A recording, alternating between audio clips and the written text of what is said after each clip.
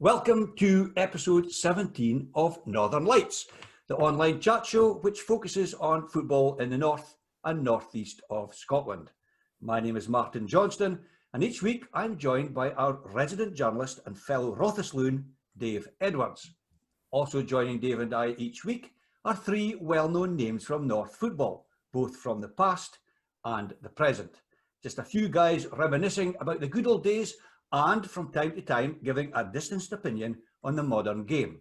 A bit like Soccer AM meets the Antiques Roadshow. Our first guest was possibly one of the youngest managers to take up a position in the Highland League. Colin Kier is a product of the famous Elgin Boys Club, progressing to play for the now defunct Cabarfe in the Murray Junior League in the early 1970s. Ali Shewan persuaded Colin to step up to the Highland League with Lossiemouth in 1974, and where he spent 2 seasons before he made the move to Keith with the then Coasters boss, Bobby Wilson.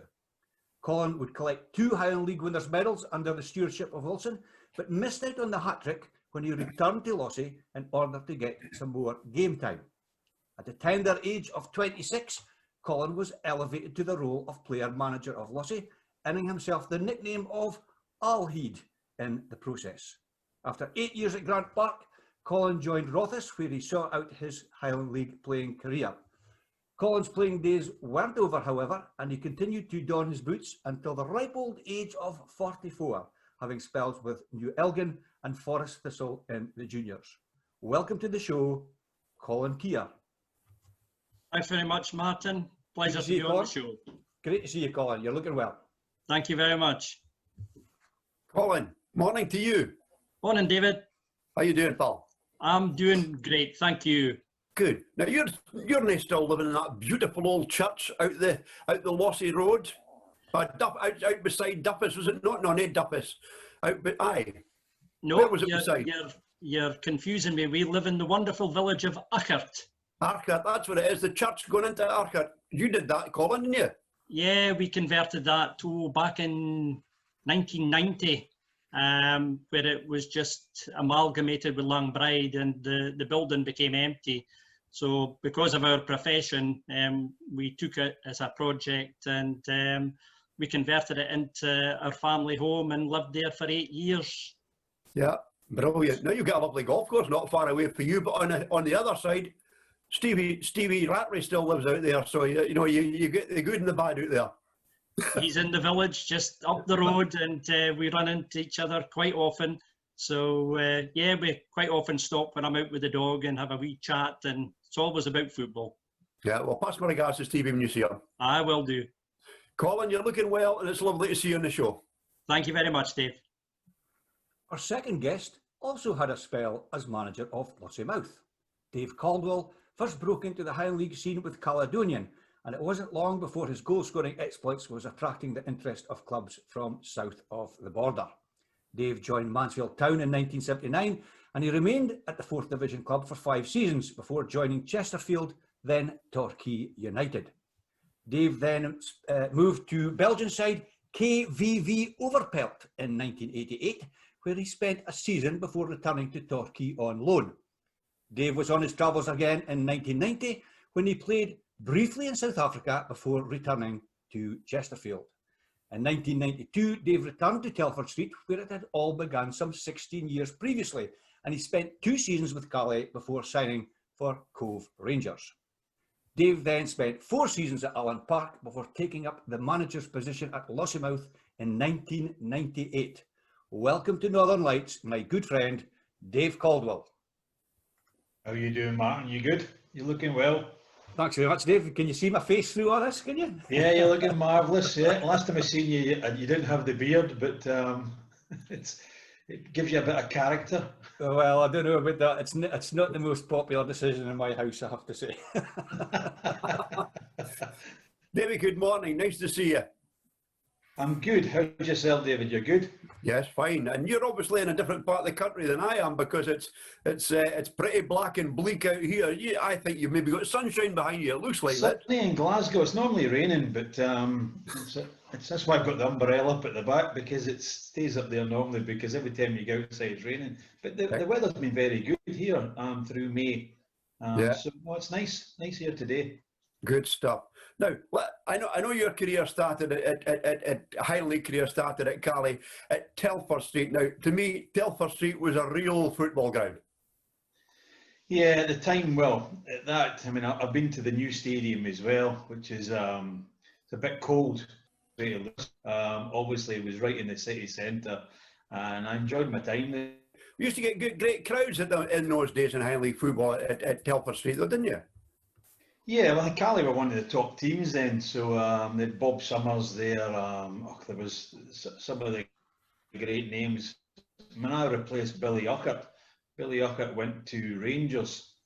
Our third and final guest this week has had a fantastic career, which saw him end up as a national team head coach. It's fairly evident that as a youngster, George Cowie was destined for better things. In 1977, he joined West Ham United from junior side Buckie Rovers. George spent 6 seasons at West Ham before Alec MacDonald signed him for Heart of Midlothian. George would spend 3 seasons at Tynecastle, the latter being the infamous 1985-86 season when the Maroons saw the league title disappear on the last day of the season and the Scottish Cup final disappointment the following week. George then had spells with Dunfermline Athletic, Morton, Devonvale, before joining Forest Mechanics in 1991. In 1995, George moved his family to the other side of the world when he took up a coaching role in Australia, and where he remains some 25 years later. During his time down under, George has held a number of top coaching posts, including national team coach of the Solomon Islands. We are delighted that George has joined us live, all the way from Queensland, Australia. Welcome to the show, George Cowie. Hi Martin, nice to be on the show. Thank you very much for inviting me. It's always nice to hear a voice from home. It's nice chatting to the few lads there before the show started. As I said, it's great to hear a voice from home, and very happy to be having a chat with you. Yeah, great to see you, George. We've had to change our normal schedule. I think Dave let it slip a wee bit earlier that it's actually in the morning, but as far as the viewers are concerned, it's 8 o'clock on Sunday night. Okay, so yeah, it's unbelievable that we can connect without any hitches all the way from Australia, but there seems to be issues in Glasgow as we speak with Dave line, or maybe he needs to put another 50 pence in the meter. Anyway, great to see you, George. Okay, thanks Martin, cheers. And now we've lost Dave.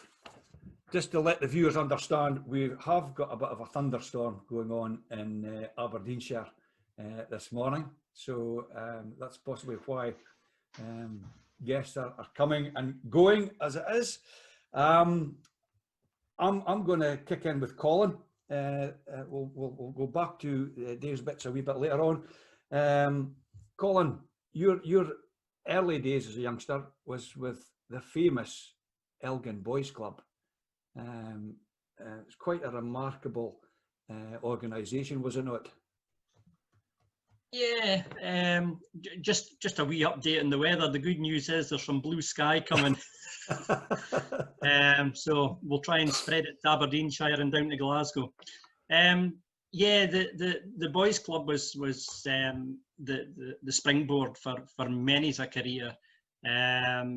You know, if you were ever picked for the select, in fact, the queues at Morriston when they announced that they were doing registrations was absolutely incredible, and probably would never meet with the social distancing required these days. But if you were one of the 250 that were registered, you did well, and that was to highlight your summer. And if you were ever picked for the select, you know, you were considered to be a player, because there were so many good players around in the boys club at that time. It's very much a brainchild of the late John Cameron. Absolutely. The man was way ahead of his time. If you look at the way the game's played now, you know, no tackling and all football, that was his theory on the game, and everything was, you know, you don't hurry it, just pass, play the way you're facing, and it was across the park. It could go back. Everything was, try get to the byline, you cross, and it's everything that the coaches are teaching nowadays. And we're going back to the 60s and 70s for this man's idea about football. And it was quite unique in the respect that they had a drafting system for allocating players. Is that right? If they did, I wasn't aware of it. Okay.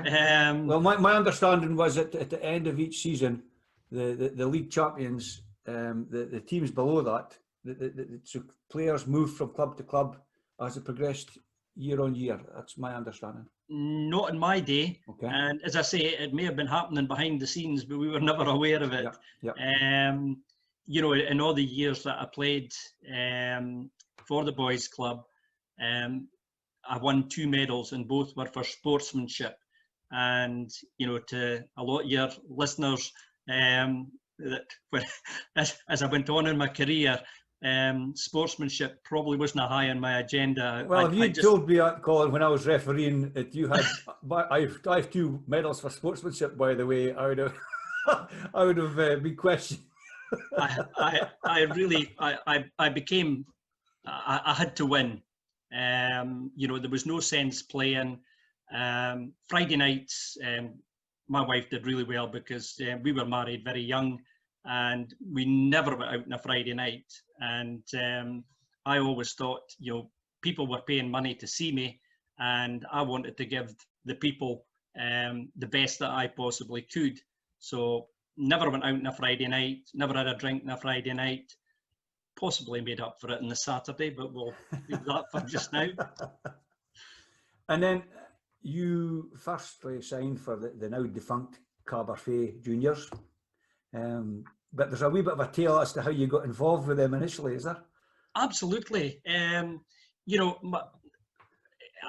know kids nowadays are stuck in front of computers and their Game Boys and things like that. My mother never had to ask where I was. She knew where we were. We were always down at the park. She never had to ask what we were doing because we were always playing football. That's all it is. We used to go to the park in New Elgin at 8:30 in the morning on a Saturday. If you were any later than that, there were so many people playing, they wouldn't let you draw in, as they say. But Tuesdays and Thursdays, we were down and we were playing, and the Cabarfe guys would come down, do their training. And once they'd done so much of the training, they would go into the game situation, and we would ask if we could just join in. And well, after just a few sessions, it was quite obvious we could hold our own even at the 14, 15-year-old. And we were asked to come down on a regular basis, and that's how I got started with the Cabarfe. Brilliant. I think Mr. Edwards is trying to get back into the room.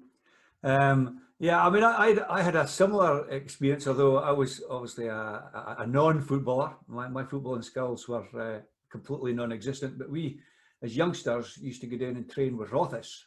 At that time of day, trained at McKessick Park. And it was quite funny because at the end of the session, Drew Bailey was the manager at the time. And at the end of the session, Drew would line myself and young Andrew Clerhugh, David Clerhugh's younger brother, would line us up on the edge of the 18-yard line and line the team up on the goal line. And we had to sprint to the halfway line. And the deal was any of the players that caught us got to go for their bath or their shower. And those that didn't catch us, back to the goal line, back to the 18-yard line, and off we went again. Well, obviously at 15, 16, and I was, a good 4 stone lighter than I am now. It was quite fleet. So they changed it and said, well, you boys better go on the 6-yard line, give them a bit of a chance. And then eventually a conversation in my ear by a certain George Gilbert basically went along the lines, you little bee, if you didn't let me catch you before I get the halfway line, you'll maybe fit to run another session. So that kind of quickly, it was a bit of fun, but it was great for youngsters to be involved, and what an opportunity for you, albeit junior football, that was still, Cabarfe, and they had quite a few characters. Was Sandy Dean around at that time? Sandy was, yeah. there was an aura around Sandy when he played, and the one thing that you learned is you didn't venture into Sandy's aura. It could be detrimental to your health. So yeah, Sandy was a colossus of a man when he played.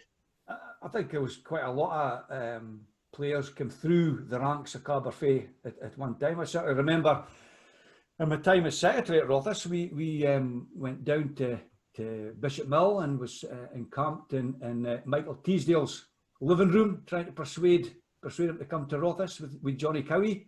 I think that might have been around the time that you were at Rothas, Colin. I think we've all been in Michael Teasdale's house trying to encourage him to come to some club or another. Yeah, you know, just going back there to George Gilbert, I quite often still meet George up the town, and I remember going to watch the Elgin City games, and you know, George Gilbert, Jerry Graham, Willie Grant, all these guys, and you know, this George is such a gentleman when you speak to him, and I cannot believe that, you know, when I speak to him, he always says to me, "What a grand player you were," and I says, "George," I says, "nothing compared to you." And he really is modest, and you know, he should have been further in his career, definitely. Well, you know, the George Gilbert story I bore everybody with is, I can't remember the occasion. I think it was an Elgin City dinner. It was in a town hall. I think it was either a centenary or it was a major occasion. It might have even been the anniversary of their cup tie against Celtic. I'm not sure, but the town hall was full, and before the meal started, a gentleman came up on stage and said, "Ladies and gentlemen, thank you for attending, blah, blah, blah. I would like to introduce to you the Elgin City team of 1967 or whatever year it was." And they pulled back the curtains on the stage, and sitting as if for a team photo were the entire team.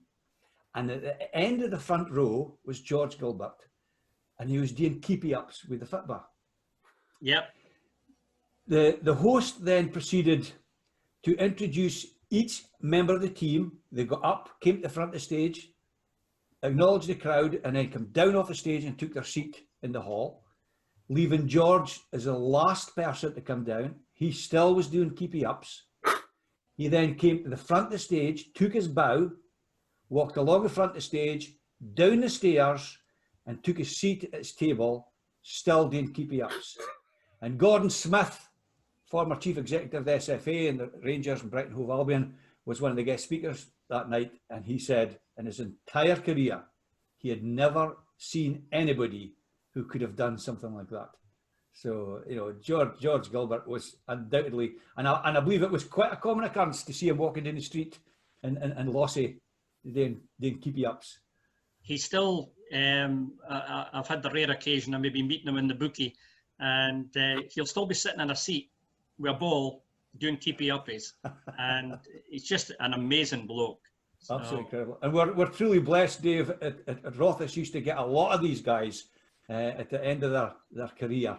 And I, as a youngster, certainly felt privileged because there were still George Gilbert, there's still Jerry Graham, and it was terrific to see some wonderful players pulling on the shirt at Rothas, having had their successful careers elsewhere. Dave? I think George Gilbert was the most naturally gifted left-sided player I ever saw, and I had the pleasure of playing with George at Elgin in 70-71. And you were right, Colin. George didn't know how good he was. He was a lovely guy, and he could have gone a hell of a lot further, as you say. But he just wanted to do his job as a Sparky and play his football on a Saturday. That's basically George Gilbert. But you know, going back to that era, when you look at the players that Elgin City had, and not just Elgin,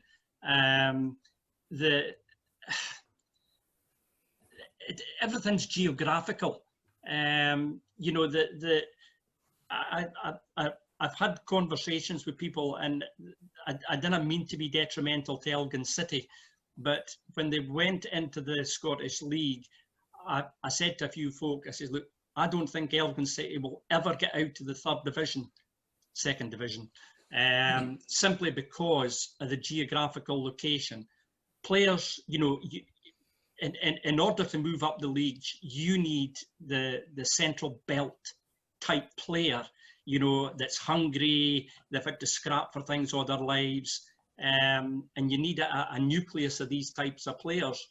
And once you get to Aviemore, it's okay if you're heading to Inverness, or you come up the A90 to Aberdeen or even Peterhead.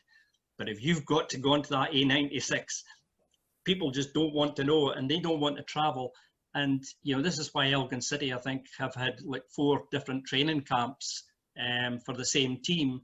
And then they meet for a couple of hours on a Saturday. And they've done really well so far. But I just think that the geography is against them. It is indeed. It's very, very, very difficult. So in 1974, a Don's legend, and I know you're a huge Aberdeen fan, gentleman who celebrated his 80th birthday just a couple of days ago. Ali Shewan comes knocking and gets you along to Highland League side Lossiemouth. Martin, I can tell you, Ali, it was an experience playing with Ali. And again, just an out-and-out winner. And he took me down, and I was skin and bone at 16. I really was. There was no meat in the body at all. And Ali took me down to Lossie, and I think my first game was actually at Telford Street. And I heard Dave speaking earlier about when he played for Cowie there. And for me, Telford Street was an absolute fantastic place to play. I loved playing there. The atmosphere, it was just, and now the Cowie Park is so open, down by the bridge there. It was just great playing at Telford Street. Tell us about some of your teammates at Lossiemouth during your time there. Where do I start? Brian Mackay in the goals. Dave Edwards will relate to Brian Mackay. Again, just an absolute gentleman. And that left foot of his. I do tell this story quite a lot, Martin. It's back when I played. We could pass back to the goalkeeper, and the keeper could pick the ball up. And somewhere out there, guys like Tony Grigger, Brian Mackay, they'll tell you that there used to be headers and back heelers would come for anywhere from me when I played sweeper, because I knew that they would get me out of trouble. But they went and changed the game, and obviously somebody thought I was doing too well, and they said, right, let's eliminate the pass back. And that had a huge impact on my game. But Brian, again, there was another guy, Brian McBay, who I think emigrated maybe down to Australia. Brian, again, here was this nucleus, Billy Nelson, Ronnie Munro. I think there's 4 of them all came from Inverness. And they gave us that little bit of bite that we needed in the side. Stuarty Glover. Stuarty, again, great player, left-footed player. You go back to the days when there was Drewy Ross, and I'm sure everybody remembers wee Drewy. And Drewy was he was on the bench this day. I can't remember who we were playing, but as the teams came out for the second half, Drewy had a cup of tea and a pie with him, and he was sitting on the bench with a cup of tea and a pie. And about 5 minutes into the second half, he had to come on. So I don't know if he managed to finish his pie, but this was Drewy Ross.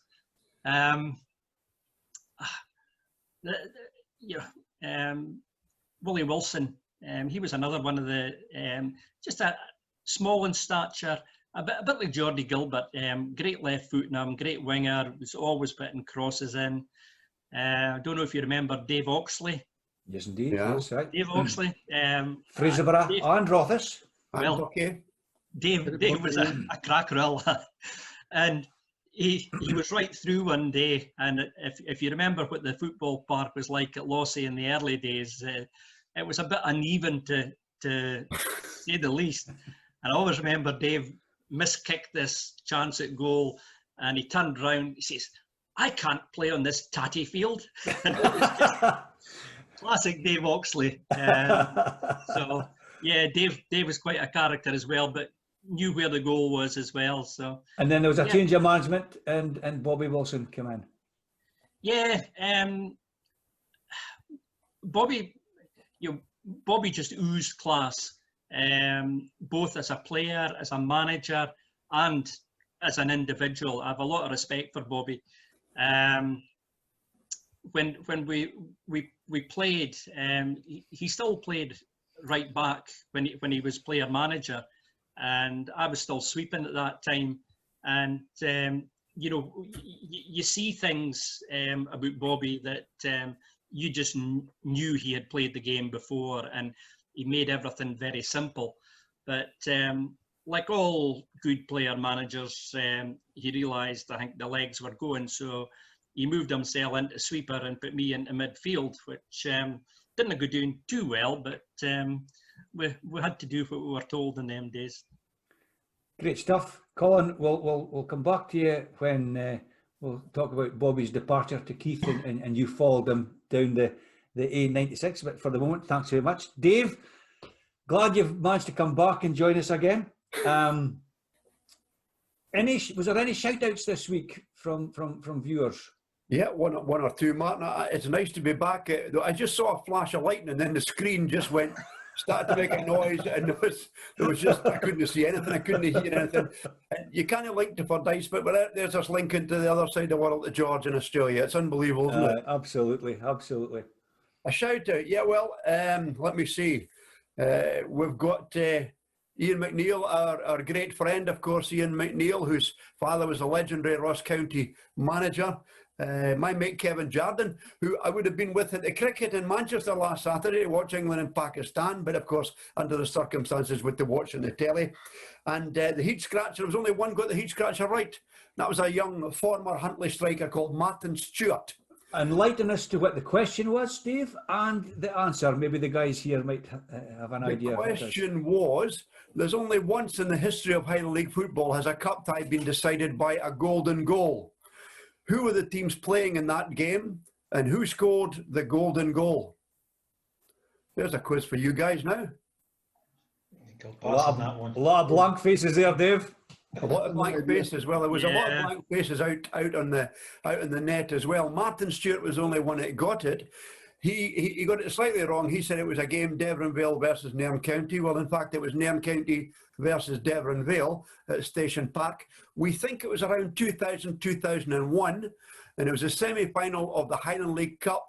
I was there that day, and the golden goal was scored by a certain Jamie Watt for Devonvale, who went on to have a decent career with Cove Rangers and, of course, Banks of Dee, and he's currently manager or co-manager at Banks of Dee. So Jamie Watt was the one who scored the golden goal that day 20 years ago to knock Nairn County out the semi-final of the Highland League Cup.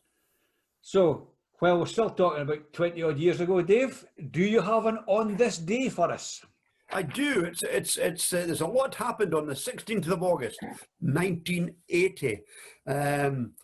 The most important thing, I think, it was a bad day for yellow and red cards in Highland League football that day. Our good friend Martin Kenny Wales was sent off for kicking the ball away. He'd previously been booked for kicking the ball away. Some folk just didn't get, do they? True. Billy McIntosh was ordered off in the Calais against Nairn County game. And here's a name from the past. Lossiemouth were reduced to 10 men by a wild tackle from a certain Spencer Lyon. Spenny Lyon. George, you'll relate to this. The happiest man in the northeast of Scotland. I don't think I've ever seen. Good player, Spenny. Very, absolutely, and a great critic. I can assure you. I got a lot of pointers from Spenny anytime I was doing refereeing at Bucky Rovers, and he would stand in the corner. And as you know, it initially you used to have to get changed in the golf club So you almost got a running commentary for the corner of the pitch all the way down the car park until you got into the changing room. So Great lads, Penny. Brilliant. superb. So a big shout out to Spenny Lyon, that's for sure. And Spencer still sits in it. He's in the stand now, but he still sits just behind the press box at Victoria Park, and he's still as critical of referees, Martin, I can tell you. Is that everything you've got for us, 1980, Dave? It is, but I was looking at a match report actually. There was a quarter final of the Highland League Cup between Huntly and Elgin City. And you know who the Huntly manager was? The manager was Jim Pop McGregor at the time. Jim McGregor, gee whiz, aye. Jim McGregor. Pop, as everybody knew him. Yep. And Pop's still in the go and still in the committee at Huntly. And we'll give him a shout out as well. Absolutely. Here's to Pop. Dave, I'll let you take back on schedule now. We're going to point 10 on your schedule. So I'll let you take over. Dave, I'm going to take you all the way back to what we spoke about earlier on. Telford Street, you signed for Caledonian. How did that come about, Dave? Were you working up here at the time? Because I know you're from the west of Scotland. No, I'm originally from Aberdeen, actually. Right from Aberdeen? Yeah, originally from Aberdeen.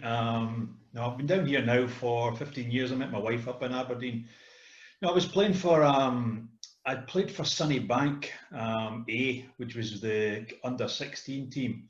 And I had one game for Bankside. I signed for, it was actually Bob Summers' dad, Jim Summers, he signed me for Bankside. And I played one game in a friendly against Fraserburgh.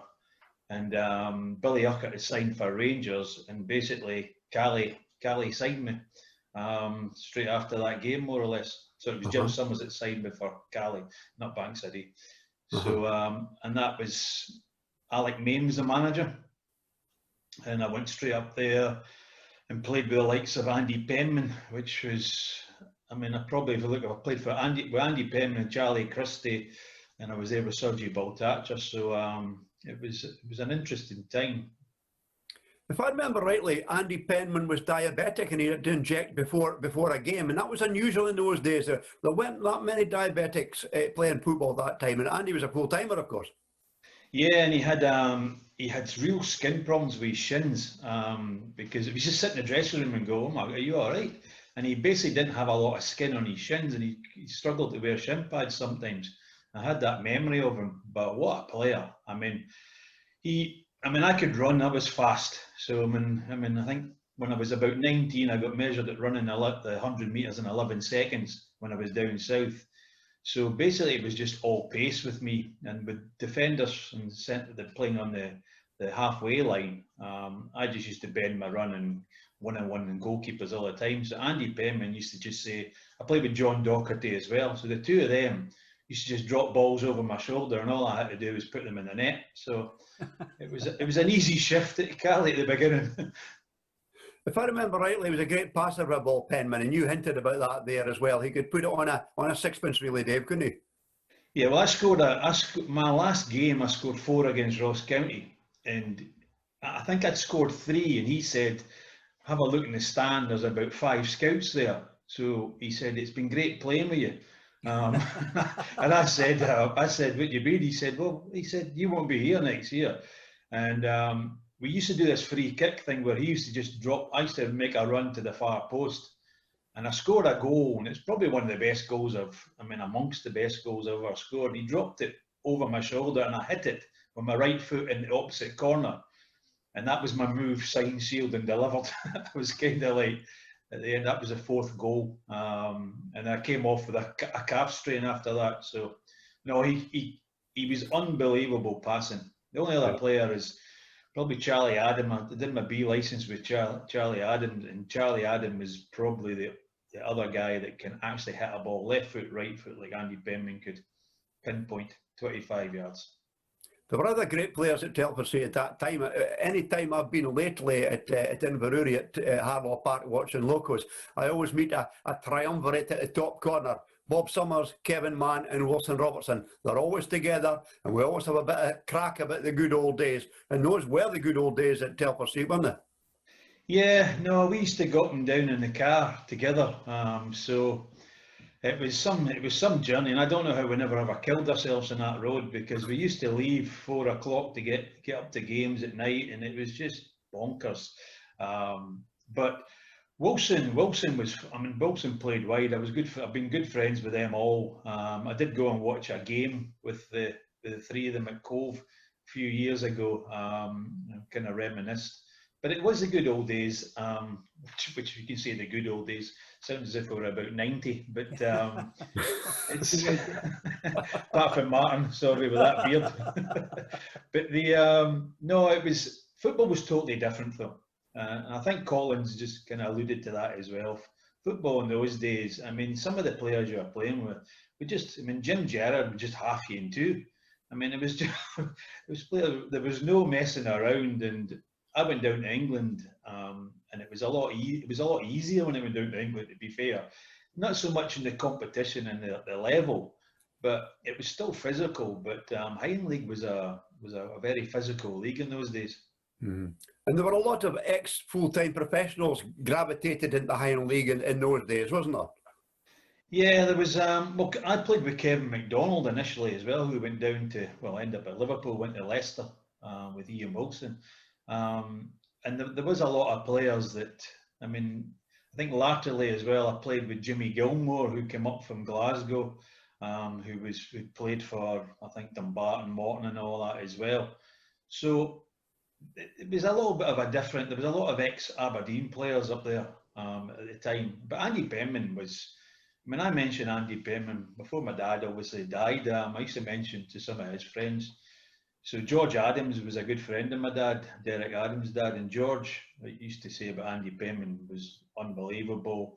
And some of the players in those days definitely played, and it was an interesting time. Yeah, you mentioned two players I played with at Elgin in the very early 70s, 70, 71, Jimmy Gerrard and Ali Shewan, two of the hardest players on the pitch I've ever known.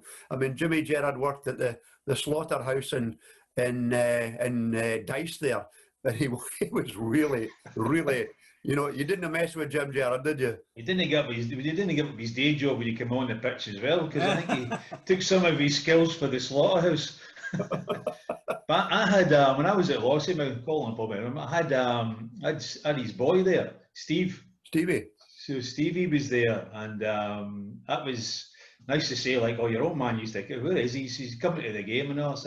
And he came to the game, and I said, that's the first game I've ever been involved with your dad where he hasn't kicked me. So he was, but he was, even to look at Jim, he was scary. Do you know what I mean? His thighs like tree trunks, aren't they? No, if you come into the pub, you would just go to the toilet. Do you know what I mean? He was a scary. he was scary. But I played against, in my career, I played against a few scary people. I played against Mickey Droy, who was at Chelsea, Brentford and all that. Mickey was a man mountain. So you come across them. That's why you need to be fast when you're up front, because you need to get away from them. Yeah. Well, we'll leave you those 4 goals at your last game for Carrie. Very shortly, we'll look at your senior career down in Mansfield. For the moment, Dave, thank you for that. Thank you. George, I've got to compliment you on the fact that you're looking so well. You could probably pull on the boots still. You're obviously... I don't feel like that in the morning. The Australian environment is obviously doing you a lot of good, but I'm going to take you right back to the beginning as you're growing up now. Does it irk you that everybody talks about George Cowie from Bucky, because you're near Bucky Loon, are you? No, that's what I'm from Fenechty. Yeah. Not Bucky, Fenechty. But no, just for the benefit of the viewers, Findocty, Findocht. Why? But as far as everybody in the north and northeast could, it's Fenechty. So you're a Fenechty loon. Absolutely. But your playing career started at Bucky Rovers. Is that correct? Yeah, I was straight to school. I played with the Bucky Rovers at the age of 14. Listening to Colin there talking about Cabarfe, I just noted doing a couple of things there. Brings back memories. I played against Cabarfe several times. I was just a 14-year-old boy. It was brought into the Rovers just to train really, and get a wee bit of experience. But once I was at a few training sessions, they asked us if I would sign, and one of the Lubin, one of the prominent midfield players, got a bad leg break. I remember I was on the bench that day, and Lubin broke his leg. It was a terrible tackle at Victoria Park. Can't remember who we were playing, but that was him out for the season, and I more or less got his place on the right hand side of midfield. So I used to play from. I remember I listened to Stevie Patterson a few weeks ago on this programme, and Stevie was saying how you would play in the morning and then play in the afternoon as well, and that's exactly what I'd done. I played for Bucky High School in the morning and Bucky Rovers in the afternoon. And although it's frowned upon today with the amount of sports science and what you can do and what you can't do, I think it had a big part that helped me to deal with senior football when I went down south for a trial. The fact that I'd had maybe 3-4 months of first team football with Bucky Rovers against your Cabarfes and the league at that time. But Rovers were a good side at the time. We won a few trophies that year, and I think it had a big help to me when I went down south.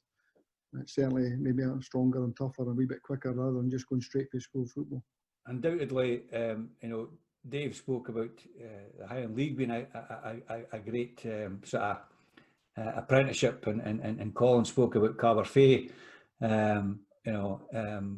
From a refereeing point of view, these were very tough. My first ever game as a referee in the juniors was Cabarfe and Forest Thistle at Roysvale in Forest, and my second game was a real derby game, Bucky Rovers against Fochabers, and there was an incident in that game when Fochabers scored, let's say, and there was an exchange between the goal scorer and I think he probably was a sweeper for Bucky Rovers.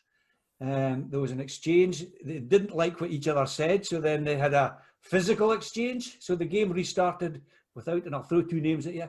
The game restarted without the Bucky Rovers sweeper, Dave Picus. Okay. I played with Dave Picus. I know Picus very, very well. And the goal scorer for Fochabers, the goal scorer for Fochabers, certain Neil Clayton. But from a refereeing point of view, juniors was a great training ground to learn and make mistakes. Goodness sake, Colin will tell you, made plenty of mistakes, but it was a great training ground. So the same could be said for young players, yeah. Yeah, for sure, definitely. And then, obviously, there was a bit of interest. I'm quite sure, not just from one particular club. Were there a few clubs chasing your signature? Well, it was listening to the boys talking, and Dave's from Aberdeen, and Colin's an Aberdeen supporter. I'm just listening, I'm picking up things as I'm listening to the boys talking. I was a fanatical Aberdeen supporter. All I wanted to do was to play for Aberdeen, and that was my ambition. And at the age of 14, I got through for a trial with Aberdeen. Jimmy Bontham was a manager at the time, but on the Monday morning I turned up, Jimmy had resigned. The Dons weren't doing so well at that time, and Jimmy Bontham resigned on the Monday morning when I turned up for my week's training with him. So George Murray was in charge as caretaker. I trained all week with Aberdeen, but there's no manager at that time, and George Murray said that there's not much he could say. These guys didn't know if they had a job themselves at that time, so he said they would get me back through when the new manager come in. And Ali McLeod was a new manager, and I was never invited back through. Ali tended to take players up for the west of Scotland, and that was the end of Aberdeen. It was a major disappointment. About 2 weeks later, I was at a Scottish schoolboys trial, under 15 schoolboys, last 30 down south somewhere, Glasgow probably. And I thought I'd done okay, but you don't know if you. Anyway, travelled home, didn't get selected, and within the 2-3 weeks, like I had lost the chance to go to Aberdeen. I never got into the Scottish schoolboys, and I just thought that was the end of it. But one of the selectors, an Aberdeen selector for the schoolboys, had felt sorry for me, or thought I maybe should have gotten a chance to get selected, and he wrote to my principal teacher at Bucky High School, who passed it on to one of the teachers who was involved in the football, and basically he wrote 3 letters to London, to Tottenham, Arsenal and West Ham United, and they come to see me. He got a reply for all 3 of them, and so it was just very, very fortunate to end up at West Ham. All 3 clubs responded. Tottenham and Arsenal said they would send somebody up to see me. have a look at me, and West Ham said they'd like me to come down straight away. So I went down to West Ham as a 15-year-old, and it was always West Ham after that. There was a lot of interest after that, but I think the interest was generated because it had been in the papers that West Ham were interested in me, and there was a lot of Scottish clubs showed interest after that, but it was already a done deal, a verbal agreement. You couldn't sign forms at 15 for an English club in those days. I don't know what the rules are now, but it was a verbal agreement the year before I went out. When I left school at 15, I'd be signing for West Ham, and that's what happened. They kept their word, and I kept my word. And the manager at the time when you went down, John Lyle? Ron Greenwood actually signed me, but Ron Greenwood was moved up to the general manager at the time, and John Lyle had just started as a team manager. That's the system they worked at the time. So it was actually John Lyle, and it was both of them, John Lyle and Ron Greenwood, that signed us. But after about 3-4 months, Ron Greenwood got the England job, and John took over as the main manager of all sides of the club. So it was mainly John Lyle that I worked under over in the 6 years. And would we know any of the youngsters that were with you at the time when you went down, did your apprenticeship? Yeah, just a quick one on John Lyle. I was interviewed for a book 2 years ago, and I've got a copy of it here. The statistician at West Ham had said that in 15 years, John Lyle was manager for 15 years, which is like unheard of nowadays. Wenger and obviously Alex Ferguson at 25 years or whatever. But John did 15 years at West Ham, which was a long, long time for a manager. But in that 15 years, only 77 players played in the first team, which is quite amazing over 15 years. When you see what happens today, you know, you'll do that in 3 seasons nowadays, maybe. And there was only 70. So every single player that was in it played, even if he played 5 minutes or 200 games or 500 games, it didn't matter. Every player was interviewed and got a few pages in the book here, comments about John Lyle. John Lyle was a great manager, and absolute privilege to have played under him. Sorry, you was asking about the young players at West Ham at the time. Yeah, Paul Allen's one that springs to mind. Paul was the youngest player to play in the FA Cup final. Paul was West Ham had the distinction of a couple of things at that time. Paul, within a space of 12 months, Paul was a captain of the England youth side, the under-18s, and I was a captain of the Scottish youth side at the same time. We were within 12 months of each other. So the club were quite proud of that wee thing. Ray Houghton actually got released at the age of about 20, maybe 21. Ray played in the reserves for 3 years, but it was a very strong squad at that time. And Ray got released and went to Fulham, Oxford, and you know the story. Obviously, Liverpool, and he played for Ireland. A Scotsman with a London accent with Irish grandparents. They played in the World Cup for Ireland under Jack Charlton. But they're two very good players. Younger lads coming up. Alan Dickens, who ended up getting a transfer to Chelsea, but played quite a number of games. Tony Cowie, you'll obviously remember Tony.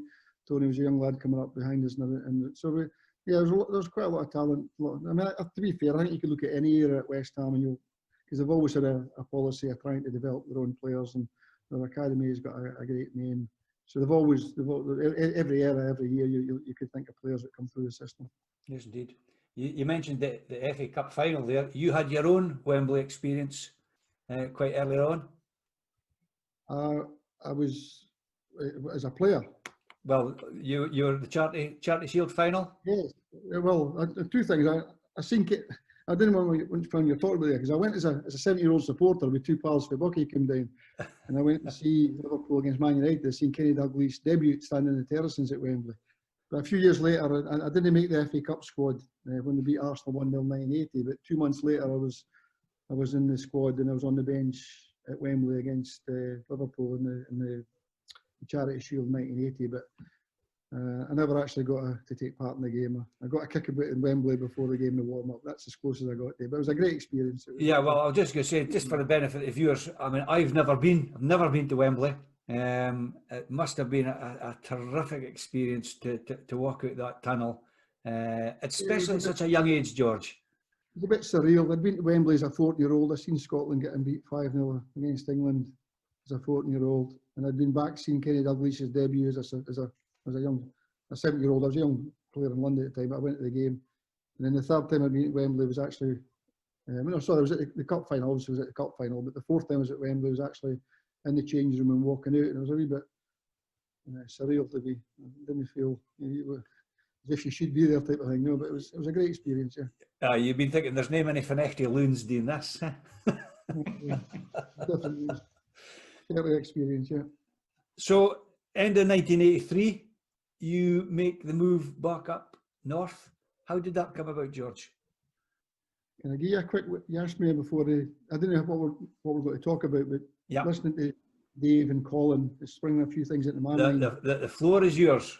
And you asked about any characters and funny stories. And there's one that's not really about football, but Frank Lampard is a manager of Chelsea. If you remember, his dad played for West Ham. He played about, I think he played nearly 800 games, between 700 and 800 games over 20, same time as Brook and Bonds. And these guys, they were the cornerstone of the club at the time. Frank, no, the guys were all great. They treated you really well, just like as if you'd known them. They were really, really good to us from day one. Frank with that quick Cockney sense of humour. And he said to me one day, he always used to pull me back after training, and I would get me run up with the ball, and he would tackle me or lead headers off the line, and I would get a wee bit extra training, and I would be helping him. So I was his little guinea pig type thing. But it was good. It was extra training with a senior pro, and he was always learning. It was good. But anyway, he turned to me at the blue, and he says, I'm not a good Cockney accent, but he says, "What's your dad do, George?" I says, well, he's a fisherman, Frank. He works in the North Sea. He's a fisherman. Quick as a flash, he said to me, same thing, innit? I says, what do you mean it's the same thing? You know, you're a fisherman in the North Sea in the terrible weather, or you're a football player in London and playing for West Ham. He says, it's the same thing. He says, you've got to get them in the net. that was quite funny at the time. Same thing, innit? You've got to get them in the net. Cockney accent, even though too good, but there you go. Pat Holland, our senior player at the club, he used to say to me, George, you're too nice to be a Scotsman. I'm very proud to be a Scotsman. I don't want to be nothing else, but he said, you're too nice to be a Scotsman. He used to call me a Jockney, not a Cockney, a Jockney. Superb. Yeah, sorry, I'm staying off the line here. But No, not at all. All fascinating stuff, I can assure you. So you then get the call from Tynecastle, and you move. How did that come about, George?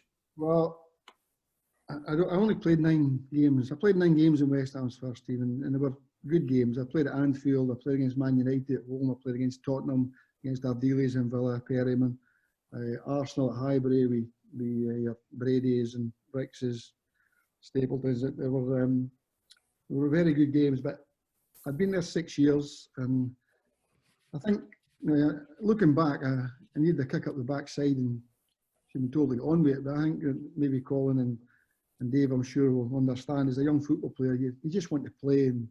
And I also think, I didn't think it at the time, but maybe looking back, maybe thought he was better than he was. And I felt I should be playing in the first team. Those games I'd played, I'd done okay. And I thought that after 6 years, it's time. I was desperate to play first team football. But anyway, I was offered an extra year's contract, which would give me 7 years at the club. And I've had a bit of hindsight and a crystal ball, which none of us have. And hindsight's a great thing. And Pat Holland, Frank Lampard, Trevor, they all retired in the next 12 months. I should have had the brains to see that, but you don't. You do what you. Rangers had actually showed a bit of interest, and I went up to Ibrox for a week at the end of the season. I think 2 months before the end of the season. I played at Anfield. I came in the Saturday. Frank Lampard came back into the side. We played a League Cup game at Liverpool, and we lost 2-1. Graham Souness scored in the last minute. And I'd done okay that night, and I thought I'd be playing the Saturday. And come in the Saturday, I was one sub in those days. I was back on the bench against West Brom. I come on at half time. And as he told me I wasn't playing, Frank Lampard was coming back into the side. Look at us, I haven't been a manager now, I can see all these things now, but as a young player, we wee bit strong-headed and what have you, I thought, this is not right, and I should have been playing and what have you. And John L's management, he says, look, there's a contract here for your next season, but he says Rangers will be on the phone, and John Gregg it was at the time. John took me up to Glasgow. I went up for a week. I was supposed to be on the hush-hush, but when I got to Ibrox, photographers there, it was in all the papers and what have you. So I trained for a week, but I never got signed. There was the money side wasn't right, and Rangers wouldn't pay a penny. I mean, John McClelland had just left at the end of that season. There was no money at Rangers at that time, great club as they are. It was when Graham Souness came up, and just after that, it changed it all. But I had spent a week training with Rangers, and went back to London for a couple of months at the end of the season, and the Rangers move never happened. But I said, went to see John Lyle again and said, look, I want to, it's time to move on. So I got a free transfer. I know you shouldn't be proud of getting a free transfer, but it was in some ways, if you're not a big name player getting a big transfer, I think you're better getting a free transfer because you've more scope to and anyway, through my trip to Rangers, Sandy Jardine came on the phone to me. God bless him, he's passed away a few years ago. Sandy was a great player and a great person. But Sandy came on the phone. He was assistant to Alec McDonald at the time, and they basically said that they would like to sign me. So they didn't. It'd be a recommendation coming from the Rangers and John Gregg. Although they didn't sign me, they passed it on to Hearts, and Hearts stepped in and signed us, and that was me away back to Edinburgh, and that was it. In some ways, I think I often thinking, maybe I was just a wee bit too rash, but at the same time, I was actually at 4 years at Hearts, no 3 years. I had 4 great years at Hearts. I really enjoyed myself, and we was unlucky in '86. We lost the league to Celtic in goal difference in the Scottish Cup final. I wasn't in the team that day. I was on the bench against Aberdeen, but Hearts were great support, and the club was jumping at the time. There were a lot of good youngsters: John Robertson, Gary Mackay, Craig Levine, and a couple of really good older players, namely Willie Johnston, a fantastic character, a great player, Jimmy Bowen, Roddy McDonald, Scottish North lad, Big Roddy was at Celtic. And we had a really good balance of side. And of course, Alec McDonald was still playing. It was his last season. Sandy played for a few years, so I ended up playing at left back for Hearts. I never played left back in my life, but ended up playing as a left back, and a back four, Walter Kidd, who was a captain, Roddy McDonald, the centre half, Sandy Jardine sweeper, and myself at left back. So I was playing with good players and great, fantastic bunch of lads. I mean, I think I can say it about any football club, and same at Forest Mechanics. I'm sure Colin and Dave will be saying exactly the same thing. I mean, football's I heard Pelly and C.B. Patterson on this show a few weeks ago talking about how much he loved the banter and the involvement of the game, and I think that's the secret. Whatever club you play at and whatever level you play, that I don't know how good it is today with the money today and the way football is today. I can't vouch for today, but certainly in our time, that was a massive part of it. The enjoyment and the friendships, which are lifelong. And, yeah, I think the biggest problem these days is they'll get on the bus and they've got their earphones on and their iPads, etc., and nobody speaks to each other. It's bus journeys are quite surreal. Slightly different to my days as a youngster, travelling to like a Brora with Rothas, when like Irvin Allen and company had card schools going on up the back of the bus. I think at one time they had to ban the card schools on the way to the game. But some managers thought it was quite a good idea because some guys were doing it on the pitch, having to try and make sure they got a win bonus because they'd lost a hun on the way up the road. So yeah, I suppose it has changed in that respect. The banter of the Highland League, I couldn't believe. I mean, I'm 6 years at West Ham. My time at Hearts was amazing banter, and Jimmy Bowen and Willie and they actually encouraged that. It was a big part of our the banter was a big part. Something that I've always believed in, having experienced it and carried it on and tried to build that for us. And I'll never forget big Alan Forbes that played a lot of at Elgin City, Bucky Thistle. Forbes was at Forest. And I'll never forget his versions of the Drifters all the way back from Wick to Forest. And he had the place rocking every Saturday night. Alan was a great character as well. I'll tell you what I think is possibly unique about the Highland League in respect that I will come down to like Albion Rovers on a Saturday with Peterhead in the Scottish League, and there is a certain degree of interaction between the two teams before the game in respect that there'll be players who have played for either club at some point, and you maybe know some of the coaches, and even in the boardroom, Dave, when obviously we bumped into each other, etc. And I can understand that, but in the Highland League, there was a lot more interaction between the players from either club, and after the game, if there was a facility at the ground or more on, from the back to a social club, whatever, there was a lot of integration between the two sides. And I think, is that unique? Does that happen in junior football, Dave Caldwell, in Glasgow, or is it unique? Is it something that's unique in the Highland League? No, I'm not sure. I think the Highland League, I think everybody knew. I think drink had something to do with it as well, Martin. I mean, I used say to come down in that train and go through Elgin, and you used to get John Teasdale coming out for a night out in Aberdeen and a few other guys. And by the time you got down to Aberdeen, I mean, a night out, you were half canned before you got off the train. Well, I mean, I can remember, George, actually, yourself. I remember being at Elgin City. I can't remember what the game was, but after the game, it was almost like a traditional thing. The referee took 2 linesmen and bought them a drink after the game, and we did it at the social club. And you were there with all the Forest guys. So whether you'd had an early kickoff or something, so Ken. Every Saturday. And I gave the chairman all the way down. Bruce Hay was the chairman at the time, and Bruce is a fantastic person, a good friend of mine to this day. That was, it was. I think part-time football. They're giving up a lot. They're giving up time during the week. A lot of travel involved, and there's Saturdays, and if they can't enjoy themselves on a Saturday night, I think that was a massive part of Highland League football. I mean, a lot of good players in Highland League football over the years, fantastic players, and players that would have definitely been good enough to play at a higher level. But the social thing was special. I don't know which way you look at it, but I think it was special. It was a great thing. I would never take it away from Highland League football, because it's something you really. Saturdays was, you look forward to it. You really wanted to win, but if you didn't win, you went and had a beer with the lads. And after fight, as I said to the lads, when I was manager, I was manager during the week, and I was manager 2 o'clock to 5 every Saturday. But after that, we didn't want to talk about football. We did talk about football, but I wanted to be one of the boys. Yes, I've had friends that tell me I was wrong, and I didn't want to. You shouldn't be like that as a manager. Well, Stevie Patterson did it very well. Stevie was very successful, and I think it's what you are as a person. Yes, indeed. George, absolutely fascinating stuff. We'll come back to you about your career beyond the days at Tynecastle, but for the time being, thanks very much. And back to you, Dave. Yeah, Colin. So you're at Lossiemouth, and the chance comes to join Keith under a certain Bobby Wilson, or Bobby and Jesse, should we say?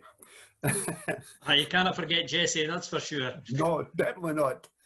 Martin's got a Jesse story. Well, I've just got asked, who did you sign for? Was it Bobby or Jesse? It would probably have cost me less signing for Jesse. Bobby was expensive, keeping him going in Bacardi. That was a happy move for you, though, Colin. Oh, again, just picking up on something George said earlier, that when you're playing, he was on about the back four at Hearts, and he was in there at left back. When you end up playing with better players, your game improves. And I found playing at Keith, my game improved, because it wasn't what other players wanted you to do. It's they encouraged you not to make the mistakes, and you eradicated the mistakes for your game very, very quickly. If you didn't have Bobby, would have had you on the bench. But it was more that they encouraged you to do the right things. And I found playing, I still remember all the guys that we had in that sort of 3 years at Keith. Brucey Morton, Cuptie Mackay, Daly, Eric Wilson. Again, Robbie Munro was there, the late Robbie Munro. Andy Fettis, John Curran, Winty, Raymond O'Hara. The list goes on. Kevin Bremner. Nobody put Kevin Bremner on the ground. Kevin would be running on all fours just to chase that ball and get it into the net. So absolutely fantastic players, and it really brought your game on as well. And I found it quite easy to integrate into that better class of player. They were all winners. Every one of these guys that you mentioned were winners, and there were some tough cookies there as well. Listen, if you were anything less than 100%, you were told, and you were never allowed to drop your guard.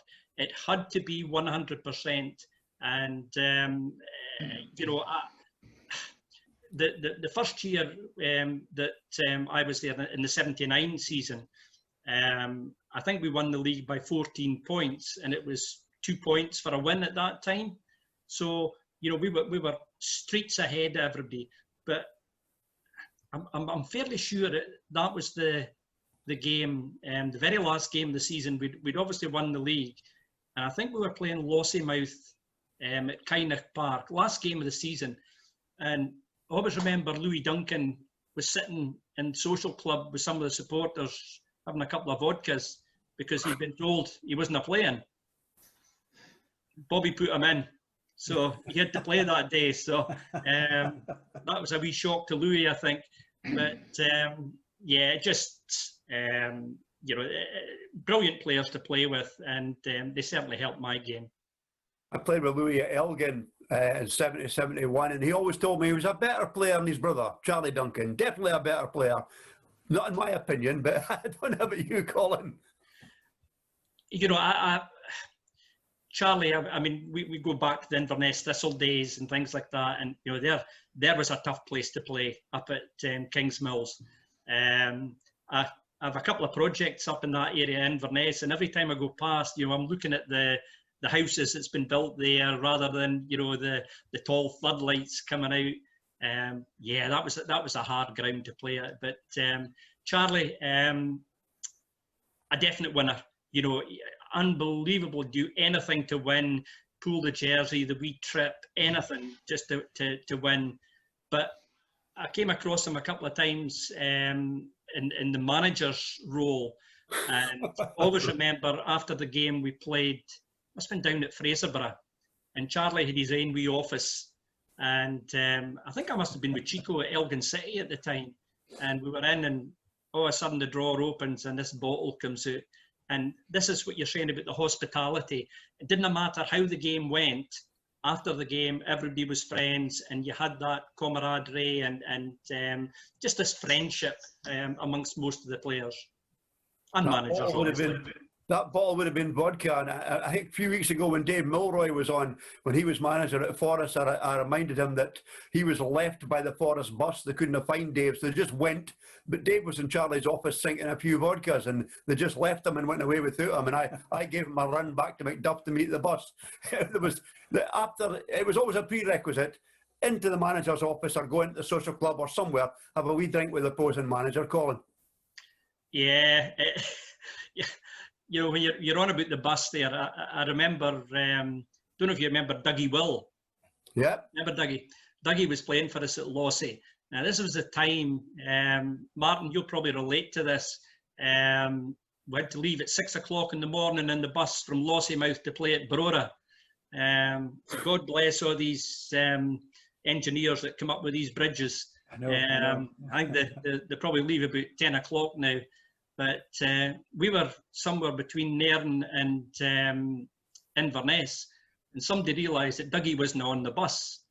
So we had to look for the nearest phone box because there was no mobile phones. So we stopped at this bus and phoned back and tried to organise a lift for Dougie. He'd been left behind and just forgotten about altogether. So, yeah, that, you know, it just shows you how technology changes. You know, we've all got the phones now, but and we've got bridges. And we've got bridges, thankfully. Yeah. Okay, now we can't leave your time at Keith without you giving us a Sandy Stable story, because Sandy gets a mention every week. He was such a character. Again, I would have to say that there was Sandy and Alec Rutherford that I remember, and you know, Sandy was a large man, but I remember, you know, in the boys' club time, I met Jock Steen, and he had this aura about him, just this size of a man, and Sandy Stables just reminded me of that sort of respect that he commanded.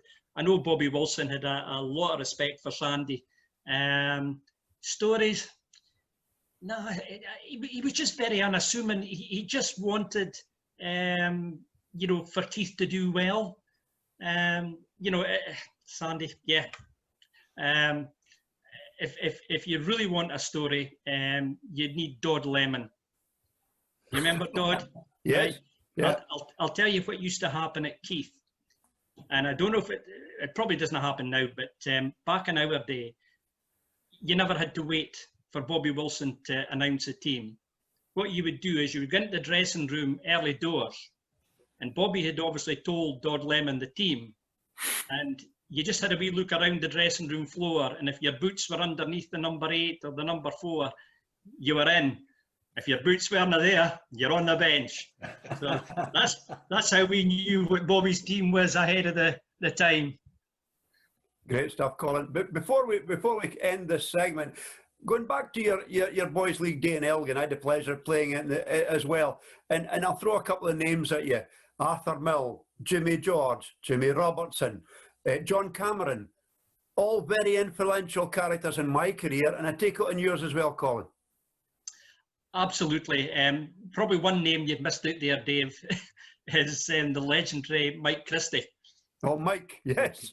Now, almost every Sunday morning, I walk a dog down between Garmouth and Spey Bay, and it always takes me past the first and the third holes of Garmouth, and inevitably Mike Christie and Tony Moan are out in the buggy, and Mike has the most unorthodox swing that you could ever see, but he wallops that ball, and he knows I'm watching. Every time he reaches that tees, he knows I'm there, and I just give him a volley.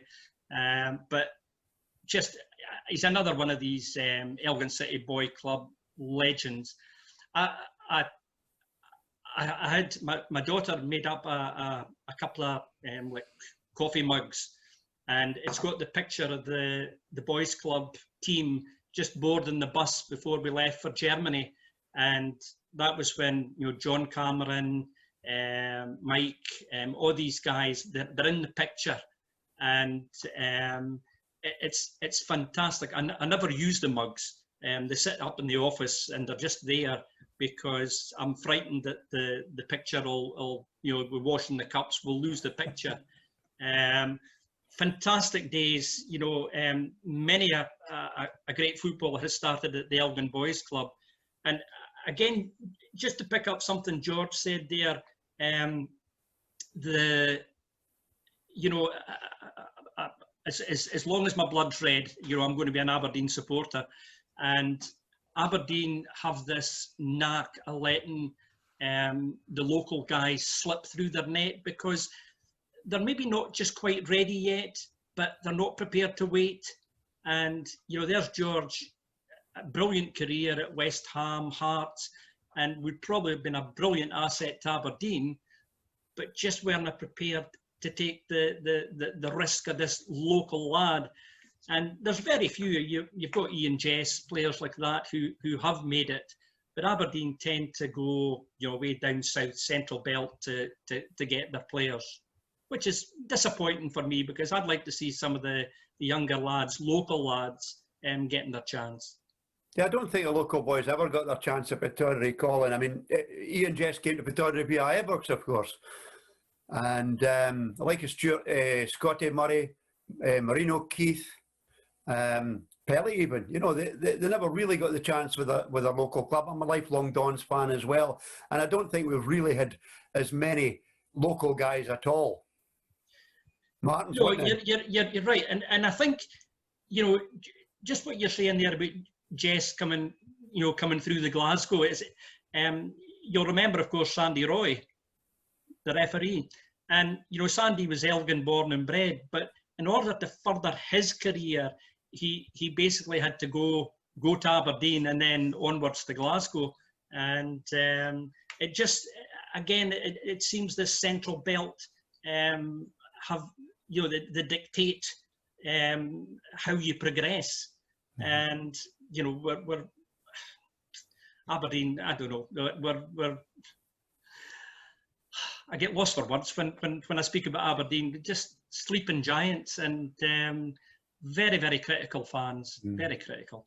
Of course, Paul Coots was another one that slipped through the net. He had to go down to England to earn his Scottish under-23 caps and things like that, or under-21 caps, you know.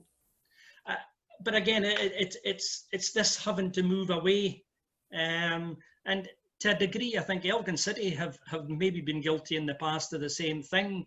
You know, lots of good players been on their doorstep, and, you know, they're now encouraging far more the youth setups and things like that, because they have to, because they're competing against a brilliant setup up at Dingwall, and Aberdeen are now, you know, they're on the ball with the youth schemes and things like that.